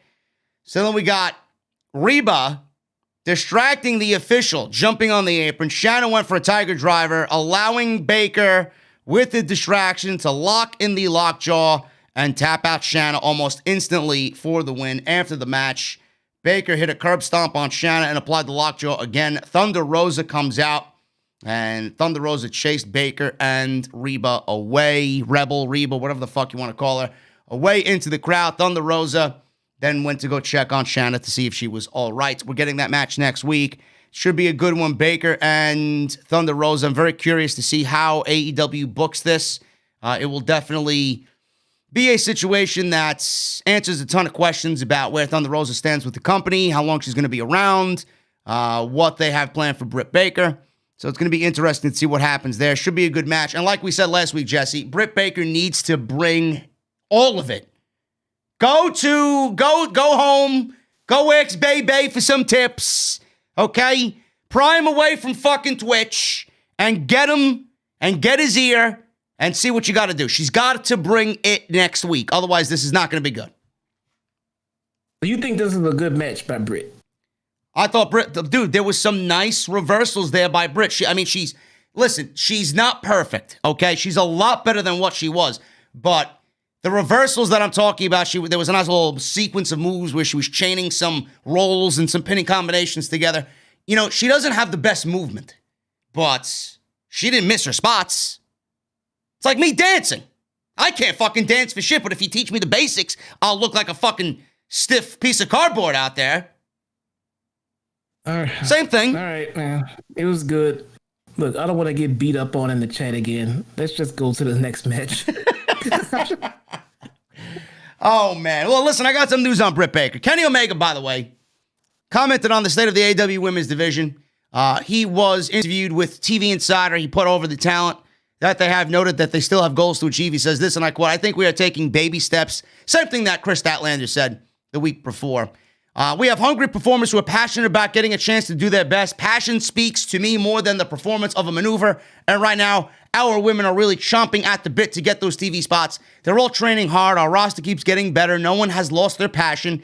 They're still striving for that big goal, which is for the women's division to get more time. I'll have the biggest smile on my face the day that we get it. I know we will."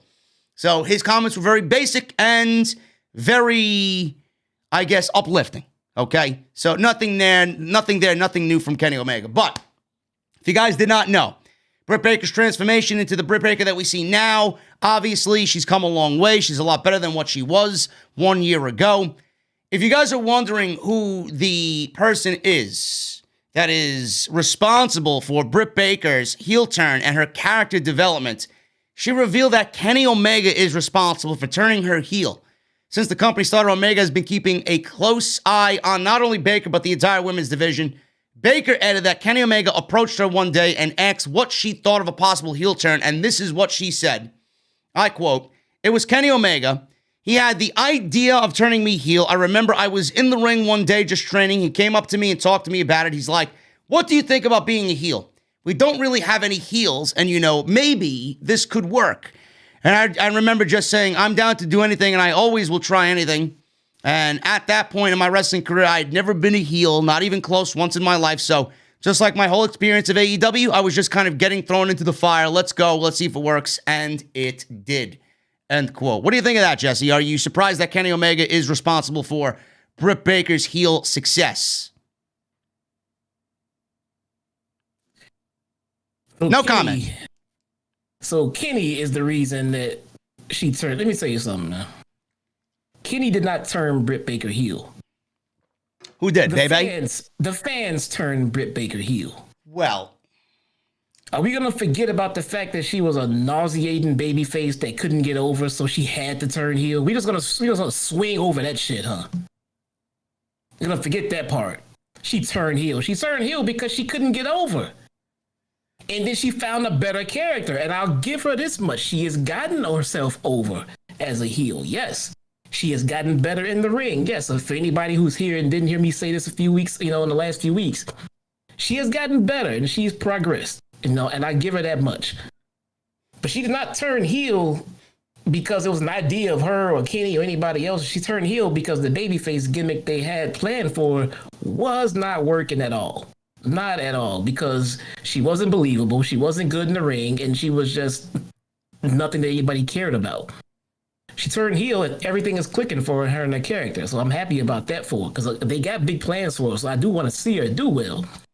But this match tonight was not one of those times where she did well. One of those transitions just looked like she was just rolling around on the fucking mat, just looking for a limb to grab, and she didn't know what to fucking look for. She just looked so bad in the ring tonight. But again, I'm gonna give her credit because her gimmick has progressed, and I see the push they're giving her. You know what? We're gonna have Thunder Rosa roll around with you that same way, show you how it's done, and then I want to see you tap out. Okay? Hey man, you put me in a ring for years to train, and I still look like that. I'm not gonna sit here and argue with you. I'm gonna take my ass back to training. Look, I can't argue with you. Hey, listen, man. I gotta be. Listen, I was already enough negative on this show. What do you want me to say here? She didn't look terrible. Like I said, listen to me. Dude, we got Dana Brooke on Raw. She can't even run the fucking ropes properly, okay? I mean, Jesus Christ. We got Billy Kay, who is fucking god-awful. We got Nia Jax, who fucking injures everybody left and right every single week. Peyton Royce is fucking terrible. I mean, Lana. Who else we got? Tamina. Britt Baker. And Britt Baker's better than every single one of them. Britt Baker is... Okay, yeah, she's definitely better than all those women for sure. But that's not fucking saying much, man. You can't be better than the worst and think you're good. You're just better than the worst. Hey, all right, listen. You got to start somewhere. Right? I like her progress. Look, I don't want to make it seem like I see her progress. I see it.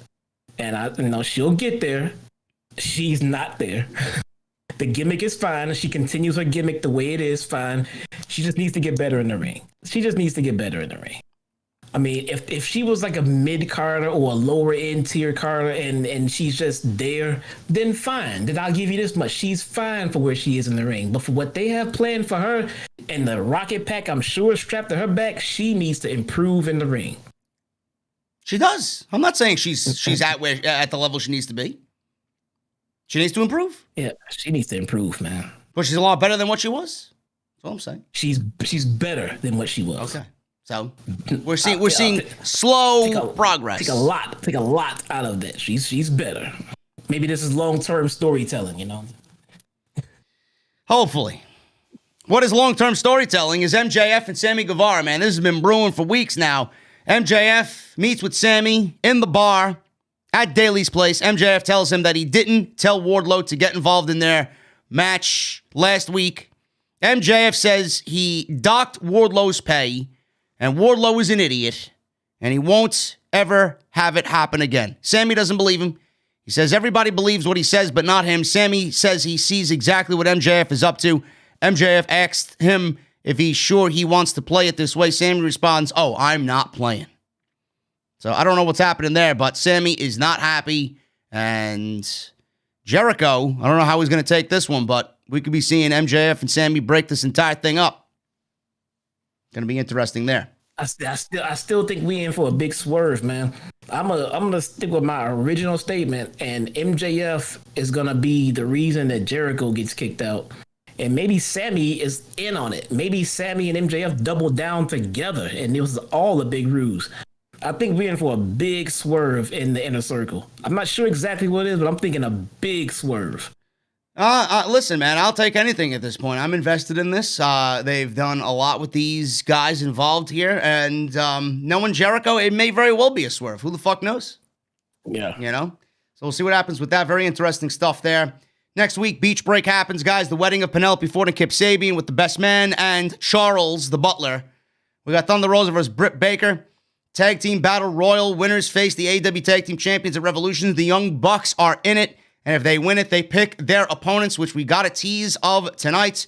Then we got Kenny Omega and the Good Brothers with Don Callis versus Jon Moxley, Pac, and Rey Fenix on next week's show. Also, I don't know when this is announced. I don't think it's next week, but they announced NWA Women's Champion Serena Deeb versus Riho in one of the matches in the Women's Championship Eliminator Tournament. So that should be pretty fun as well. Riho is back in the United States. Dasha was backstage talking with the Good Brothers and the Young Bucks. Gallows hypes next week's match against Moxley, Phoenix, and Pac. Young Bucks say that they are excited to team up as long as Don Callis is not around. Kenny Omega shows up and asks Matt if he's interrupting anything. Omega says that they need to talk. Callis shows up with bandages all over his face. Matt and Nick ask what happened to him, and then Callis is saying, "You assaulted me." And they start arguing as Omega keeps them separated from each other. That leads us to the tag team match. We got the Young Bucks and the Good Brothers, the Impact World Tag Team Champions, against the Dark Order, Stu Grayson, Evil Uno, Alex Reynolds, and John Silver. Fun match here that I will not really spend too much time on. I will say this. John Silver impresses me more and more every single week. His offense, the explosive offense that he had off the hot tag tonight was fucking great. And JR said it on commentary tonight. He is literally one step away from being a complete breakout star in AEW, and he's showing that more and more, man. His offensive spurts are really some of the best in all of AEW. We got Uno in here, tagging in. He had a backbreaker. He missed a senton. Matt tagged in, hit a double Northern Light suplex and a double clothesline on the entire Dark Order, which was pretty cool. Silver and Reynolds double team Matt in the ring before Dark Order hit Fatality. Good Brothers came in to break up the fall. Nick hits a super kick on everyone, followed up with a Escalera dive onto the pile of bodies outside. Uno, Silver, Reynolds were all powerbombed onto the ring apron outside. They hit a triple super kick, did the Elite on Grayson, and Uno somehow was able to break this up. Good Brothers then took care of Uno with the Magic Killer. Bucks hit the Meltzer Driver on Grayson to win. After the match was over is when things completely broke down. Matt gets on the microphone, says next week on Beach Break, whoever wins the Battle Royal gets a shot at the titles of Revolution. Matt says they are also in the match, and if they win the Battle Royal, they get to choose their own opponents, which means we may be getting the Good Brothers versus the Young Bucks at Revolution. So they all do a too-sweet gesture in the ring. Phoenix runs out, hits a slingshot, double drop kick on the Young Bucks. Good Brothers immediately take him out. Magic Killer blocked. Moxley comes in, makes the save, clears the ring. Phoenix with a massive flipping senton over the top to Anderson. Omega runs out, wanted to kill Moxley with the point of his cowboy boot, runs right into a paradigm shift, and he got absolutely fucking buried in this paradigm shift. Moxley, Phoenix celebrate as the show goes off the air. Jesse, a match was fun, but the idea of a possible Bucks versus Good Brothers match, could we be seeing I don't want to say unification, but a title versus title match at Revolution between the Young Bucks and the Good Brothers? Yeah, what was the trademark that AEW went for? AEW, that was my next thing. It has nothing to do with Too Sweet. They're trying to trademark Too Sweet. But Tony Khan is actually trademarking, and get this, they're trademarking Battle of the Belts with the United States Patent and Trademark Office, and that went through on January 8th. This is according to Heel by Nature. It's listed under merchandise and entertainment services, mainly a continuing program about wrestling accessible by radio, television, satellite, audio, video, computer networks. Due to the description, it appears that this will be used for some type of programming, but nothing regarding this trademark name has been reported yet. So Battle of the Belts is what they are trying to trademark. So I don't know if that has anything to do with this, possibly, or if it has something to do with whatever Kenny Omega is going to be doing when he inevitably wins the Impact World title. Well, we're about to see a lot of moving parts with belts. I mean, because we got Kenny over there just taking Impact belts whenever he wants to, and then we got the tag team champions here and a feud with the tag team champions there. We got the women's champion there defending against AEW talent here. How long before we get women's champion versus champion? So it looks like, we're getting ready to see some kind of merger of the companies per se. Impact might be, Dynamite's or AEW's second show at this point. Just merge the rosters. But I go, oh man, that DDT, that paradigm shift, that was the best sell job for a paradigm shift I've ever seen by Kenny. Yeah, that was, in fact, it was so good I thought it was a fucking botch. Yeah, that was fucking, he just killed him. He just killed him. That was so awesome, though. But I'm going to go back a little bit more. I kind of don't like how the Dark Order was treated at the end of this. I mean, they came out, we got a hot tag, they looked good, and all of a sudden they just went through the motions of the 5 moves of doom, basically, and they just lost. I mean, I don't know. They didn't have to win, I guess, but they just could have looked a little bit better than that, because then they were a forgotten afterthought as soon as Moxley came out and everything else. I mean, it was just kind of like, it's what happened there. And they came out of the babyface entrance. They're official babyfaces right now. Yeah. Yeah, Dark Order is definitely babyfaces, no question. It came out of the babyface tunnel. That's the official turn right there. But I mean, they did. You're right. They did an awesome job at building up, Silver and the whole Dark Order and everything else. So why put them in this spot to lose? Or if they're gonna lose, I mean, why not just make them look better? Well, the Dark Order did not leave this match looking better than they did when they came into it, which was a mistake. Yeah, the match was good. But they just should have looked better. It's not something they can't redeem. They can redeem it, but they can't continue to look like that. They have to win or lose for a good reason, especially since they're bona fide baby faces at this point. Yeah. So, also, just a quick news update on Pentagon as well. He's injured. So if you guys are wondering why Moxley's team with Phoenix and Pac, Pentagon is injured. It was Pentagon and Phoenix that were the ones to attack the Young Bucks. Meltzer mentioned that Pentagon was beat up in the back by Kenny Omega, if you guys remember last week. I don't even know if that was the real Pentagon, he says, because the real Pentagon may be injured. But the idea is that on BTE today, they said, or this might have been last week, that they said he's going to be out of action for a long time. I know he was injured going in, so I don't know what that means. Have not heard more on his status yet. But if he is out for a while, that's too bad, because Young Bucks versus Pentagon and Phoenix, those matches were always great. Pentagon and Phoenix are one of the best tag teams in the world. It'll force Phoenix to work as a single, which, I mean, I don't have any problem with, and Jesse doesn't have any problem with. And they may be doing Phoenix and Pac as a tag team because they're teaming them up at Beach Break. So Pentagon may be injured, guys. So hopefully, if that is the case, he gets back quick and makes a speedy recovery on whatever is ailing him right now. Yeah, the style these guys work, man. Yeah. It's only common that they get a lot of injuries.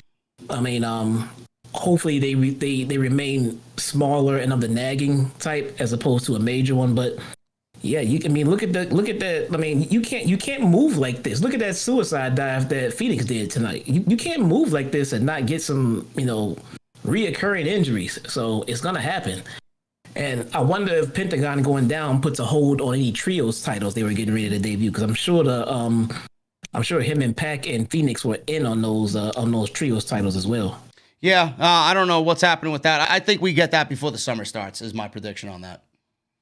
Yeah, it's about time they do something. And hopefully before that, we get this new show, wherever it's going to be airing on TNT or if it's TBS. We get this extra hour of AEW television, whether it's on Thursday or Saturday or Monday, whenever the day is going to be. I hope we get some extra television here so that the shows aren't so tag team heavy every fucking week.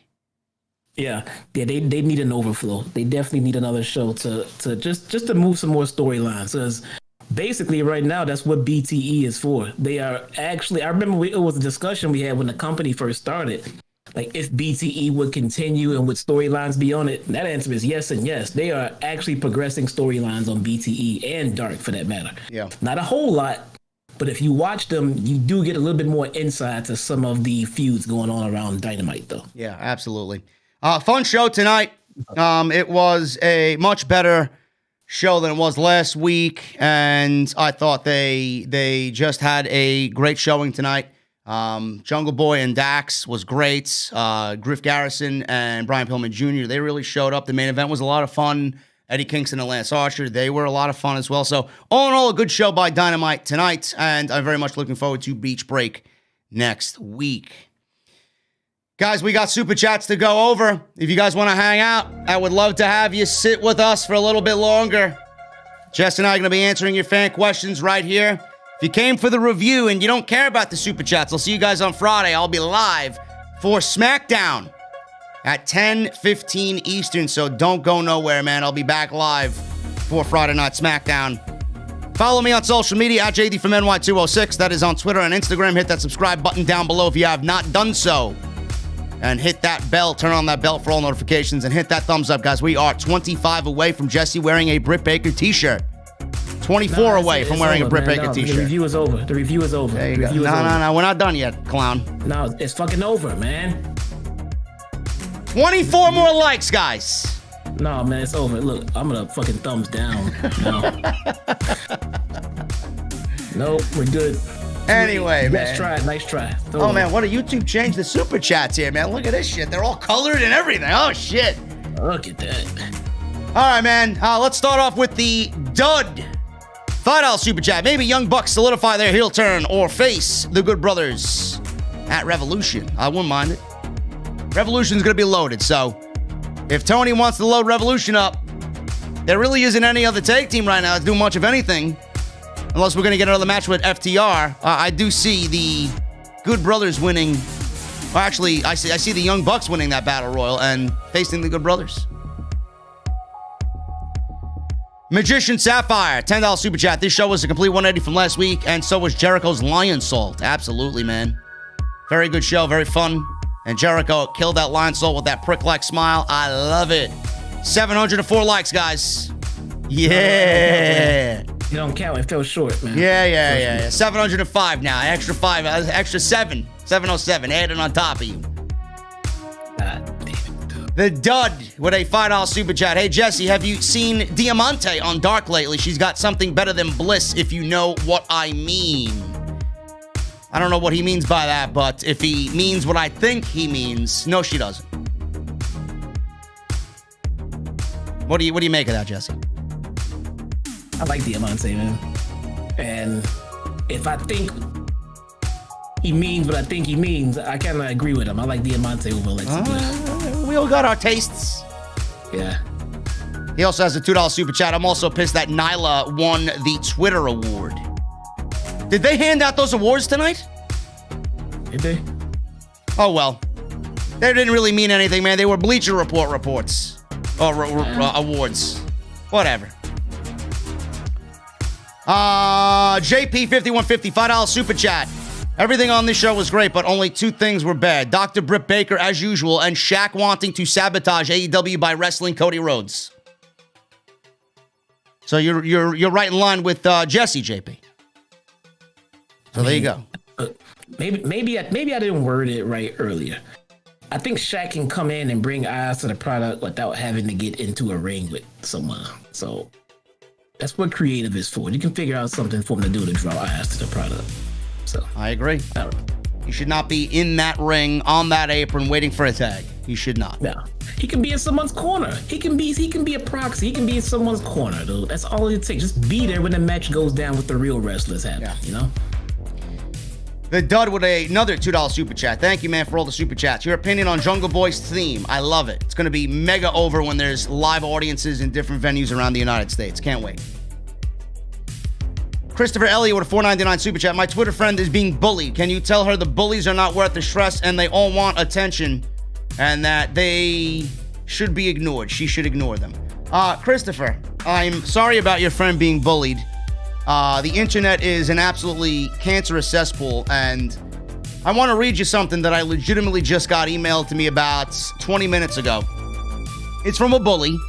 It's from somebody who thinks he's slick and whatever. You know, they love to slip into my business email and leave me this bullshit. Listen to this, guys. This one is from OGTK Cole. He says, and I quote, I usually don't do much talking on social media or anything else, but Jerry, you talk way too much. When this pandemic clears up, I'm going to see you at one of these wrestling shows. We are both in New York City. The old me would just come to your house in the Bronx, but I can't wait. And then he goes on to say, and puts this in the email, which I know is complete bullshit. Confidentiality note, this communication contains information belonging to Track King Cole, which is confidential. The information is intended for only the use of the individual or entity named above. If you are not the intended recipient, you are hereby notified that any disclosure, copying, distribution, or the taking of any action in reliance on the contents of said information is strictly prohibited. If you have received this communication by error, please delete it from your computer and notify us immediately. This is the shit that I get, Christopher, so tell your friend to block the trolls. The block button exists on every social media outlet, TikTok, Instagram, Twitter, Facebook. Just block away. Your soul will be cleansed. I get it every day. It's a podcast, and his complaint is that you talk too much. Yeah. And you don't live in the Bronx. Whatever, man. No, I don't live in the Bronx, so I don't know what he's talking about, but the less they know, right? Everybody knows everything. Everybody knows everything about JD. You don't know shit. You fucking geeks. Fucking asshole. Tell your friend, block, Christopher. It works. Gavin Deeth with an Australian $5. I love heel Jesse. It wasn't heel Jesse, man. It was just Jesse. Look, you guys act like I try to intentionally turn heel on these people. I'm not the heel. The heels are the one who can't do a transition roll-up. The heels are the ones who can't explain why Sting is coming to the ring every fucking week. Those are the heel. I'm just telling you what I saw. There you go, folks. Jesse is not a heel. He's just giving his honest opinion. 64 Pan Q, $2.99. JD Pizza Rants are better than Raw confirmed. Bro, my fucking bowel movements are better than Raw at this point. Phil with a $4.99 super chat. How dare you? You got to put some respect on Shaq's name. The Beast is going to kill it at AEW Revolution. Just kidding. Love the show. OTS for life. Phil, you got me. You almost got me, buddy. Oh, God, dude. Clothesline from the Bronx, $5 super chat. Besides Papa John's, maybe Icy Hot and the General Auto Insurance will be sponsors for Revolution. Get that Shaq money. You think we're going to see the General at Revolution? I think the General may be a better wrestler than fucking Dana Brooke. Might tell a better story. I don't know. I'll tell you what, the General cuts a better promo than half the women's roster in WWE. There you go. Maurice Jackson, $1.99. I want to see you and Jesse have a match. LOL. I'll manage Jesse. I'll be a mouthpiece for Jesse. I'm not getting in the ring, man. I'm still running from fucking Thunder Rosa. I'm booking his first match against Thunder Rosa. No, did you still get people looking for you? Jesus Christ. Who's looking for me? I'll be fine. You need to Who's looking for me? man. The fucking Peyton Royce fan sock account on social media? Who's looking for me? No, the fucking Alexa Bliss fucking stands. Listen, man, they can't say nothing about me. I have praised Alexa more than any time in her career the last month. You think they saw that? All they saw was the fucking Of course clip. they didn't see it. They saw the clip. So They saw it, but they didn't clip it because I can't make a name off him saying this shit. everybody looking for you, man. You are not gonna make it. You are not gonna. I'll be fine. You're fucking neat. You're done, man. Yep, I'm done. What if Titus O'Neil runs into you? Listen, man, I'll tell him that I heard he has great lobster rolls. See, you fucking done, man. I don't know. Retro 90s Kid 85. $5 super chat. Your opinion, JD, on how the Beach Bash wedding will go. It's going to be a clusterfuck. Retro. What's the status on the WWE WWF on Peacock, including most of the back catalog of nostalgia? It's the same network, guys. It's just the app is moving over to Peacock, and you're going to watch everything that you're watching now on Peacock for $1 billion in Vince McMahon's pocket. Francis Luke, $10 super chat. Flip through Dark, and the Dark Order is now coming out of the babyface tunnel. We said that tonight. Yes, thank you, Francis. What else in the Dark Order feud with the Inner Circle? A heel and babyface faction with 7 members each. Who knows? We may get that. It didn't work out well for the Dark Order tonight. Retro Kid with another $5 super chat. By the history of WWE, WWF catalog, will it be included in the USA or just certain areas of the world? Is what I meant by that statement. JD is number 1. Bro, it's in the United States, in Canada, and across the pond. It's going to be what it is now. Only in the United States is this affecting WWE Network. So here's what I don't get about that, though. So the WWE Network is not shutting down. It's not going to cease to exist. No. So they still have to maintain it for everyone else in the world. Now, so we get ours moved to Peacock. And from what I've seen, the Peacock's OS is not very good. The user interface and operating system on the Peacock app is not very good. Well, let me add to that. It's not even on Fire Stick, Peacock. Really? No. Oh, well, people still use Fire Stick? Oh. What the fuck are people using? Any other app? Dude, TVs come built in with apps now. Oh, well, listen, man, I don't have that kind of TV. You don't have a smart TV? I don't have a smart TV, no. What the fuck? The fuck do I need a smart TV for? I got smart everything here. Smartphone and a smart tablet. I'm smart. It's all you need. You got a flat screen, or you got one of those big floor model TVs. Got a 34-inch Alienware curved monitor. I'm playing Destiny 2 on. What the fuck do you need? Fucking smart TV. Because he using a Fire Stick, apparently. What the fuck, man? I like me my Fire Stick, man. Get a smart TV like everybody else, man. I got a Roku, too. You gonna shit on Roku? Yeah, because you don't need that shit. You just get a smart TV and all that shit's built in already. You fucking idiot. What the fuck is wrong with you? Get a smart TV. Here, use some of these fucking super chats I'm looking at rolling across your screen. Listen, and get a man. smart TV. I'm gonna watch my Peacock, okay? The way I want. You got a problem? Watch all the cocks you want. Just watch it on a smart TV, man. DJ, $4.99 super chat. I was thinking about this for a minute, but what happened to Shawn Spears and the Four Horsemen storyline? I don't know. Maybe we should call up Peyton Royce. Yeah, they dropped it. It's all gone. Goodbye. Nah. Retro Kid, $2 super chat. Good night, JD and chat. Stay safe. Z's for now. Good night, bro. Francis Luke, $10.50 super chat. The Inner Circle and Dark Order are not doing anything right now and don't need to be in the Omega Impact storyline. Proud and Powerful versus Evil Uno and Stu Grayson for the tag team titles. Proud and Powerful should be in the tag team ranks as one of the elite teams there for sure, no question.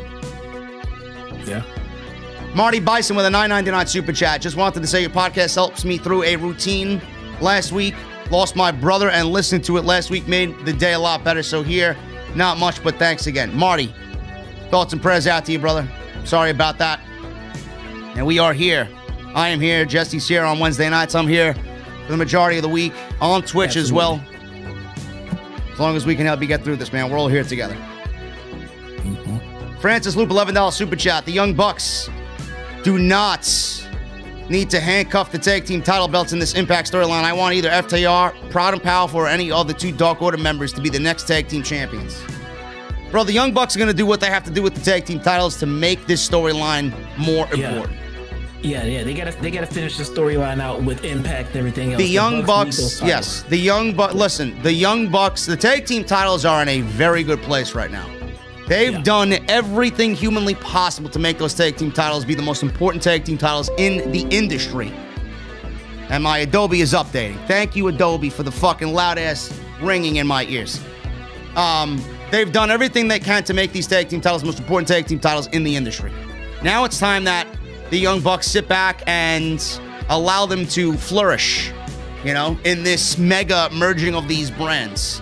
So I don't mind it at all. If they want to do the Good Brothers versus the Young Bucks, I'm all for it. I really am. Tag team wrestling's not going anywhere, man. Maurice Jackson, $1.99 super chat. JD and Jesse as riders in AEW. I want to see it. I'm gonna talk to Kenny Omega. I'm gonna have Jesse book strictly Britt Baker matches. I want to see what he does for Britt's career. Yeah, and I'm gonna be honest. As much as we sit in fantasy book, like Dynamite and things like that, I wouldn't feel comfortable taking a job like that. I feel like the talent and the wrestlers are running the creative in AEW, so I would rather keep it that way.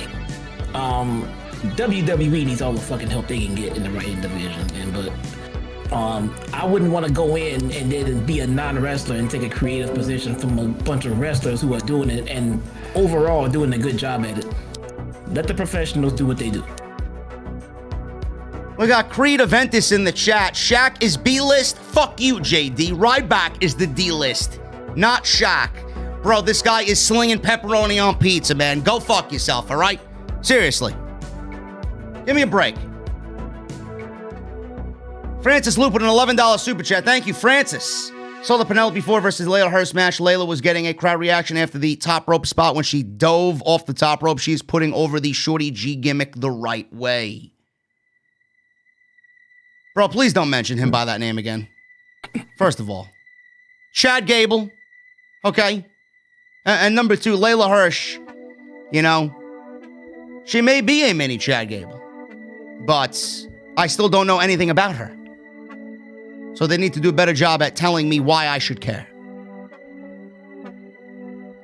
Drizzy Drew with a $1.99 super chat. 1,000 likes for JD to wear a Jinder Mahal t-shirt. Jinder Mahal!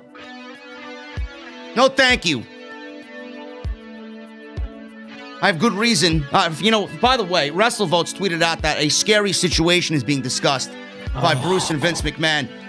Who's to say that scary situation is not Jinder Mahal? Oh, God. Can you imagine? I'm sticking with my guns, man. Daniel Bryan all the way. If I don't, then I'm letting my Daniel Bryan fandom down. Okay? Maurice Jackson, 1,000 likes, and JD wears a Doink the Clown shirt. Listen, bro, don't fuck with Doink the Clown. I'll wear Doink the Clown with one fucking like. God. Matt Osborne was fucking fantastic as Doink the Clown. Let's go back and watch his 1993 SummerSlam match with Bret the Hitman Hart, man. Tell me he's not a damn good fucking wrestler. Bring him back and put him in the ring with Darby. I'd put him in the fucking main event of Monday Night Raw. Oh, God. Can't get any worse. Ain't worked better. Pop Culture Asylum with $5 super chat. What's up, JD and Jesse? Awesome podcast tonight. By the way, if this podcast gets 1,000 likes live, you should wear a Nia Jax shirt, JD. Man, you guys, for as much as you say you love me, you must fucking hate my guts. I mean, really. Retro Kid, $5 super chat. Jungle Boy and Luchasaurus are on fire lately. Thoughts and opinions of Jesse. Date with Goldberg and Baker and Dana Brooke double date. Laughing my fucking ass off. Hashtag respect. I don't know what you're saying there, bro. Thoughts, opinion of Jesse date with Goldberg and Baker and Dana Brooke double date. Who is Dana Brooke double dating? Batista? Goldberg? No. If we can pry Goldberg away from his fucking Mustang and his oil changes, sure. Let's keep him out of the fucking ring. Jacob Donnelly, $10 super chat. I predict the Bucks will win the Battle Royal next week and choose the Good Brothers for Revolution, but I could also see Jericho and MJF. Also, will Jesse be joining you for the Royal Rumble review? Jacob, no, I will be going solo for the Royal Rumble review. Jesse will be incredibly pleased when Bill Goldberg wins the Royal Rumble after dropping the title match to Drew McIntyre earlier in the evening. And then we are blessed with Roman Reigns versus Bill Goldberg at WrestleMania. Let me tell you something, man. For as much as I get beat up on in the chat for turning heel in the AEW review, you do not want to see me in a WWE review. You do not. I will get completely shit on and kicked off the stream, man. I predict that as well, Jacob. Bucks and Good Brothers for Revolution, man. Retro Kid with another $5 super chat. Jesse's Britt Baker poster super chats are open. Here's my $5 tonight towards for your office wall on Wednesdays. Love you, Jesse. LOL. Hashtag respect. Thank you, Retro Kid. He also says, good night, JD and Jesse and everyone in the chat. Stay safe. Bro, you must have had a quick cat nap because you said you were going to sleep about fucking 10 minutes ago. Not Friedman, $4.99. What if CM Punk debuts at the end of Revolution? Because what's next for Kenny and Moxley after the conclusion of Revolution? Not Punk. Not CM Punk. Michael Reed. What's up, JD and Jesse? You guys kill it as always. Who should be the next in line for the Women's Championship? Taya Valkyrie. No, I'm going to say championship, but she should be in the company. Yeah. For sure. Britt Baker. Oh, Thunder Rosa. Thunder Rosa, man. Thunder Rosa. Essentially, and all logistically, the number one contender is going to come out of this Thunder Rosa Britt Baker match. So, we'll see. The Dud with a $2 super chat. For Diamante, I meant, well, let's just say, and then leaves a peach emoji. Gonna have to disagree with your heart on that one, bro. I don't know. To each his own, I guess. Michael Reed, $2 super chat. One more thing. Fuck Bill Goldberg. It's my favorite saying. It's my favorite saying, man. Not Friedman with another $4.99 super chat. Or what if Brock Lesnar causes Jon Moxley to lose the Revolution because we all know Moxley won't lose clean? Bro, what are you talking about? Get the fuck out of here. Brock Lesnar is not going to AEW, bro. This is not a video game. This is real life, okay? Thank you for the $4.99. Thank you for watching the stream. I appreciate it. Jericho 8131, $5 super chat. Before Sheeta drops the belt, they should do a champion vs. champion match with her and Deonna Purrazzo. Could be the best women's match AEW's ever done. Right now, that belongs to Sheeta and Thunder Rosa. Deonna's great, but I don't think she's better than Thunder Rosa. Retro Kid, you're still fucking here, man. I don't understand you. Do I gotta put you to sleep myself? You need a cup of warm milk? $2 super chat. I have Roku Express plus I have Roku Express Plus and bought a Wi-Fi remote. Thanks for getting me through my depression and anxiety every week. You're entertaining and love hanging out with the chat. Good night for real. Now, peace. Goodbye, man. Let me know how that Roku works out for you. You're smart. You're behind the times as well, says Jesse. Apple World X, $199. How the hell you can jack off with that kind of TV? Bro, I don't know who does their business in their living room on their fucking 60-inch TV, but God bless you. Okay? You know, it's the family room, man. What the fuck you doing? Disrespecting the family room. What the fuck's wrong with you? Porn in 4K? What kind of shit is that? Fucking man? Shit, man. Retro Kid, my God, man. You going to sleep? 99-cent super chat. He leaves me a sleeping emoji. Bro, if you don't go to fuck to bed, man, I'm gonna fucking tell your dad to pull the internet. Seriously.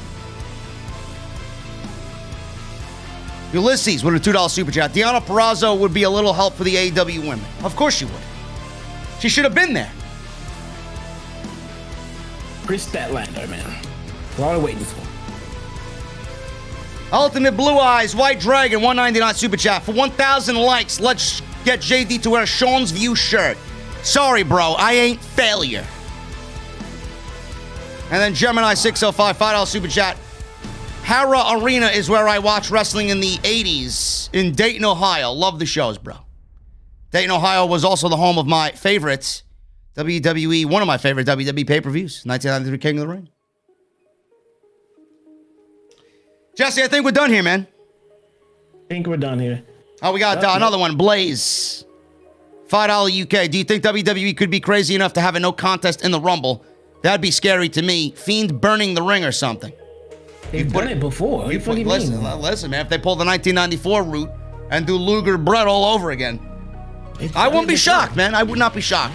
You got to get that Goldberg-Reigns match in a triple threat somehow, right? Yeah. I saw somebody complaining about they can't even see my T-shirt. So if I wear a say, you can look. If I tilt the camera, you can see my T-shirt a little bit. See, there you go. Look at that. Whatever. That's an easy fix for next week. 736 likes. Maybe one day I'll wear a Britt Baker's shirt, man. Who knows? Anyway, guys, we are getting out of here, man. Pilot's about to come on. When you hear that music, it's time for us to get the hell out of here. Reese with a $4.99 super chat. Imagine if Goldberg wins the title and still goes in the Rumble and wins because he wants Roman at Mania and they unify the belts. Bro, thanks for listening to the show because I went over every possible scenario imaginable for the Royal Rumble. It ain't happening. I got within good knowledge to know that Daniel Bryan should win the Royal Rumble. Okay? Anyway.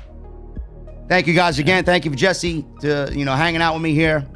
Follow me on Twitter at JD from NY206. That is Twitter and Instagram. Hit that subscribe button down below. Turn on that bell for all notifications. Bonfire.com for your t-shirts. Mouthmasker.com/OTS for your masks. Patreon.com/JD from NY206 for support of the show. Hit that subscribe button down below. If you have not hit the subscribe button, man, I don't know what the fuck you're doing. I don't know who the fuck you're listening to. I don't know why you can't listen to everybody. Who does it better? Nobody. And wait till you see what I got coming up, man. Lots of great shit happening. You guys are going to be blown away. And then I'll be back on Friday for SmackDown, and then Saturday with OTS, and then Sunday the Rumble. Going to be a busy week. Never stops over here. Anyway, guys, hit that thumbs up. You know what time it is. Also, drsquatch.com/nothing. drsquatch.com. Use code SCRIPT at checkout for 20% off. Guys, we're getting out of here, man. I'm taking my cold beverage. It's pretty much empty at this point, but I got another one on standby. We're getting in the Mustang, man. It's cold, so the windows are going to be up tonight. Turn that music up. The volume knob to max. Pilot's coming on, man. You know what to do. Let me know those guitar emojis in the chat, and I will see you right back here on Friday for more Off the Script. See you guys later.